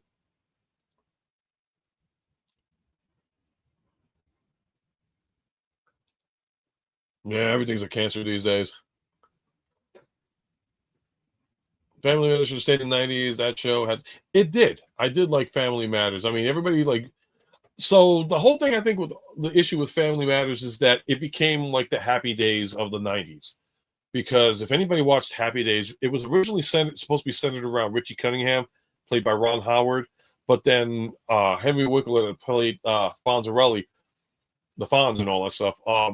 It became more centered to him to the point where the show was like, oh, maybe we'll just call it Fonzie's Happy Days.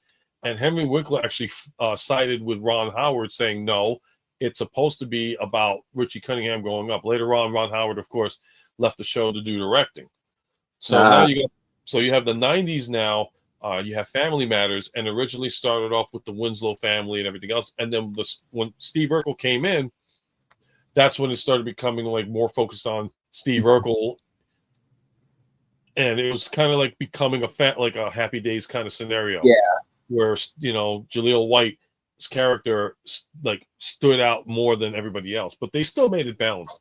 What sucked was the whole.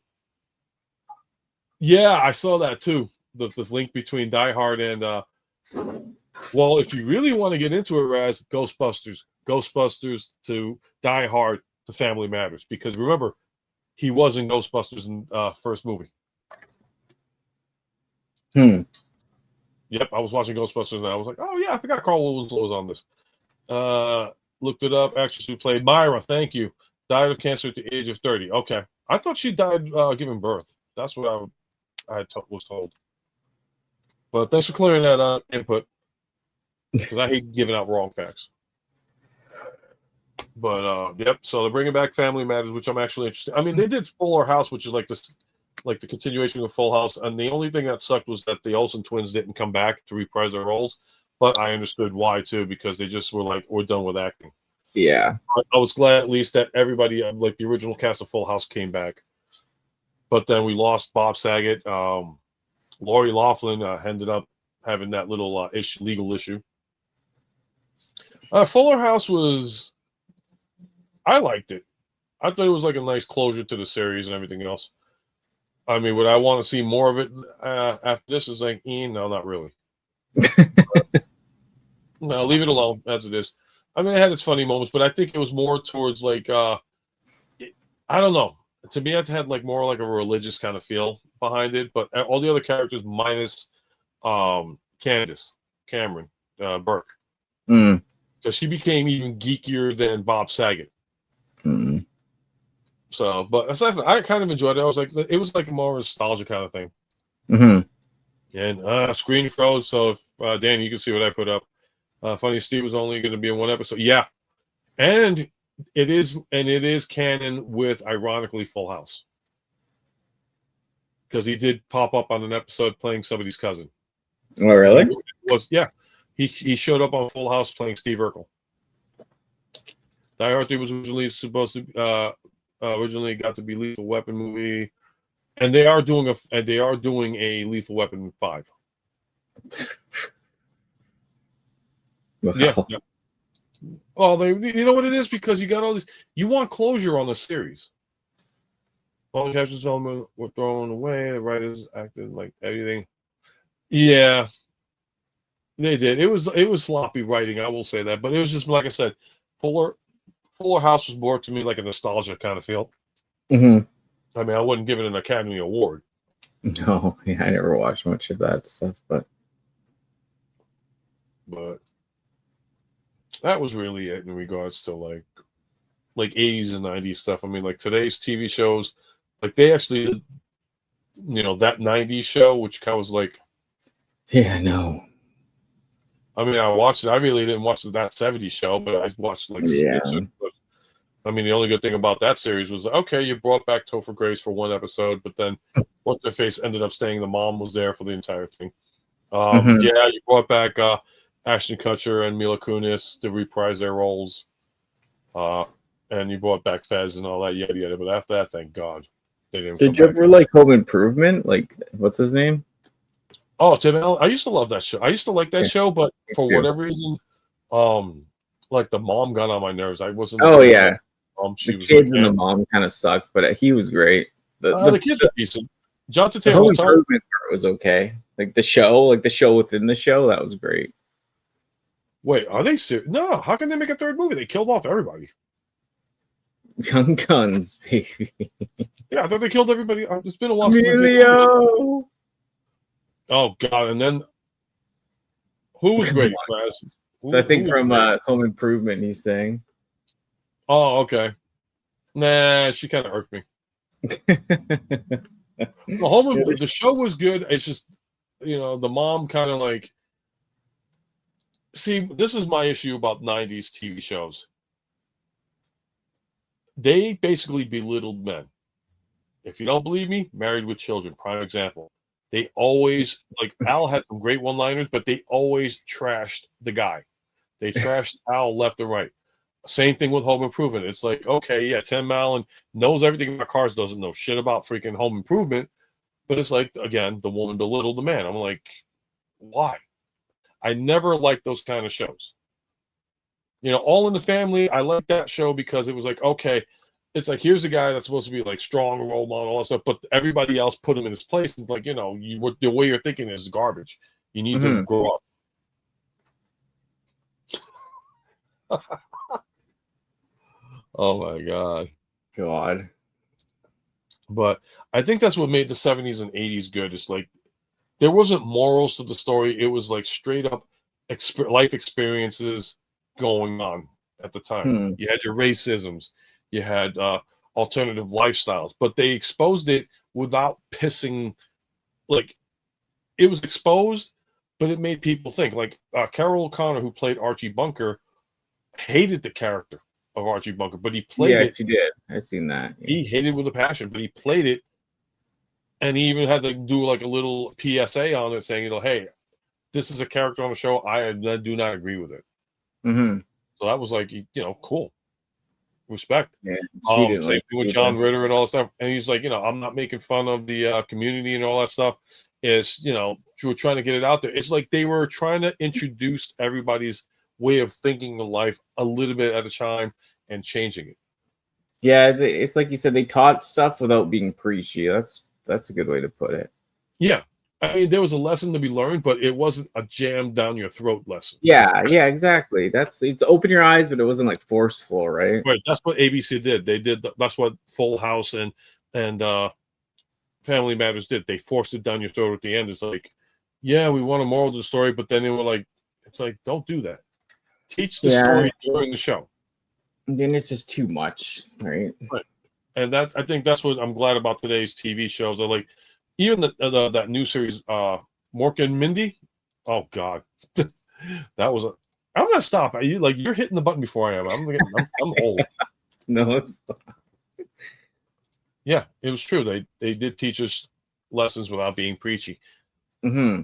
And I think that's what we need to get back into. It's like, okay, Yeah. you want to educate the public, but you don't want to cram it down your throat. Yeah. And like I said, the 70s definitely showed that. Early 80s showed that. Yeah, more of an art form back then, you know? Yes. Instead of just like promoting a certain type of ideology or whatever, you know. What other shows there? Mork and Mindy, Silver Spoons. Oh God. To anybody out there that probably watched Punky Brewster or Blossom. But I do like the fact that Mayim Bialik ended up being on Big Bang Theory. Oh yeah. Because like that was and then you want to talk about the battle of the teens. Oh my God. People, I used to remember growing up and girls would be like, oh, Debbie Gibson was better than Tiffany, or Blossom was better than Punky Brewster. I'm like, holy shit. It's like, whatever. Welcome Back, Kotter. Yep. I grew up on that one, John Travolta era. Like, keep on throwing it up, folks. Keep on throwing up the retro shit. Yep, Punky, the Challenger episode. Oh, that's right, when the Challenger exploded. I actually was home, so MASH, that is my all-time favorite. I'm still bummed to this day because they ended the episode on February 28th, 1981, my birthday. God. You want to talk about it? That was like, it was like, happy birthday to you. All right, shut up. I want to watch MASH. It's the final episode. Everybody quiet. That was like my biggest birthday bash ever, I think. Everybody showed up just to watch it. And they're like, are you upset because we're watching MASH? I'm like, no, I love MASH. And it sucks that it's ending. Which Corey is hotter, Haim or Hart? Ew. You mean Feldman? Yeah. Mouth from the Goonies. And that was a shame too. Like, he died. I was so pissed because when they did the Lost Boys trilogy, they did the second movie, and I was like, okay, they're bringing back Corey Haim. Yeah. That is awesome. And then he ended up dying. But they brought back the other Frog brother, which I was kind of like, okay. And if you haven't seen the third Lost Boys movie, I won't lie. First one always will be the best. Different strokes, yes. Gary Coleman, may he rest in peace. Dana Plato, may she rest in peace. Charlotte Ray. I forgot the father's name. Mr. Drummond, rest in peace. Which is funny because, like, Todd Bridges is the one that committed murder. He's still alive. Oh, God. What other shows we're going to bring up, people? Keep on bringing up this list. I know we're going to get ready to get off the air soon. Yeah. Because poor Danny's like, Martin, shut the fuck up. I want to go get off bed. We'll go to bed and want to hang out with Bart. No. Oh, that was Alice. Oh, did they do? No, they didn't do a sequel to that one. VIP. And then if you like grew up in the era of like 60s shows, you had I Dream of Jeannie, Bewitched, Partridge Family, The Brady Bunch. Hell, if you didn't watch The Brady Bunch, you're not human. Tales from the Crypt. I never really watched that one too much. My wife did. I caught a couple episodes. My favorite one was the Christopher Reeve episode where he had the diner and he was serving octopus. The next thing you know, he's serving human. It was like, okay, cool.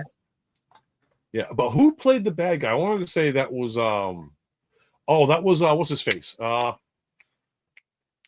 Christ. Hot Rod. Judd Nelson. Judd Nelson, yeah. Am I right in saying that? I don't know. Yeah, was Judd Nelson in Tales from the Crypt with Christopher Reeve doing that skit. Anybody remember that one? Mm. Buck Rogers, I loved. Yep. Aaron Gray was hot as hell. Oops.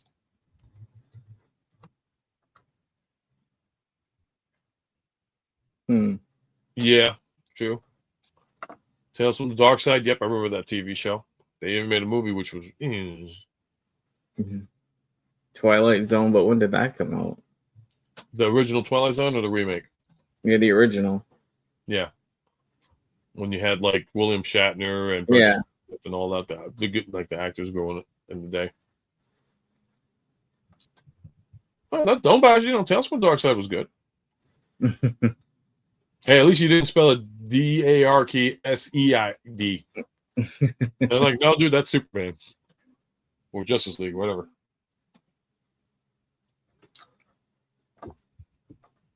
All right. What time is it? Oh crap! I guess you want to call it a night, Danny. I just realized that it is so late. Yeah, probably. Hey. All right, I bored the shit out of this poor woman. No. Yeah. No. Probably did. No. It was fun. I love doing these like amazing stories. Jesus Christ, I remember that one. Now they're gonna start bringing up stuff. It's gonna be. We got I gotta be at work at like freaking 5 a.m. Yeah, that's yeah, I know. Just up early tomorrow too. I know. My energy's off today, anyways. And she's a 3-hour difference from me, so it's like, yeah. Plus, you gotta go eat, don't you? Yeah. Alrighty. Well, this is your downtime thing. This is your show. I talk too much. I apologize. No, it was fun. Like it's just when are you doing another one this Saturday? Like your show or? I should be. Yeah, I gotta set it up. I haven't come up with an idea yet for an intro. I gotta like work on it because I got so much going on this week. Yeah. Worst case scenario, I'll just do like I do have a permanent intro now to go with. So the only thing that would be missing would be the countdown. Okay. And I like doing the countdown, but if I don't, at least I'll have that and I'll just set it up. So if anybody's interested, this Saturday night at 9:30 p.m. Eastern Standard Time. Yes, it will be 9:30, Raz. It will definitely be 9:30. They're like, I thought you said now you're on at 9 o'clock. No. Yeah, because I felt bad because I was like, oh crap. I originally said 9:30, and when I did the StreamYard, it was like 9 o'clock. Oh shit. I was like, oh crap. I feel stupid. So all right. It was so awesome for everyone joining us. It really livened up at the end, that's for sure. Thank you, Martin, for joining as always.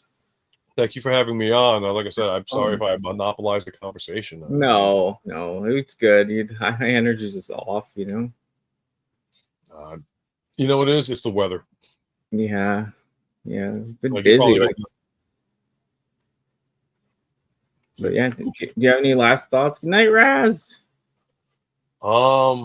No, I think we covered basically everything from TV to toy to the whole 9 yards. So I mean, we'll be back with another one sooner or later. Hey, when we can set it up.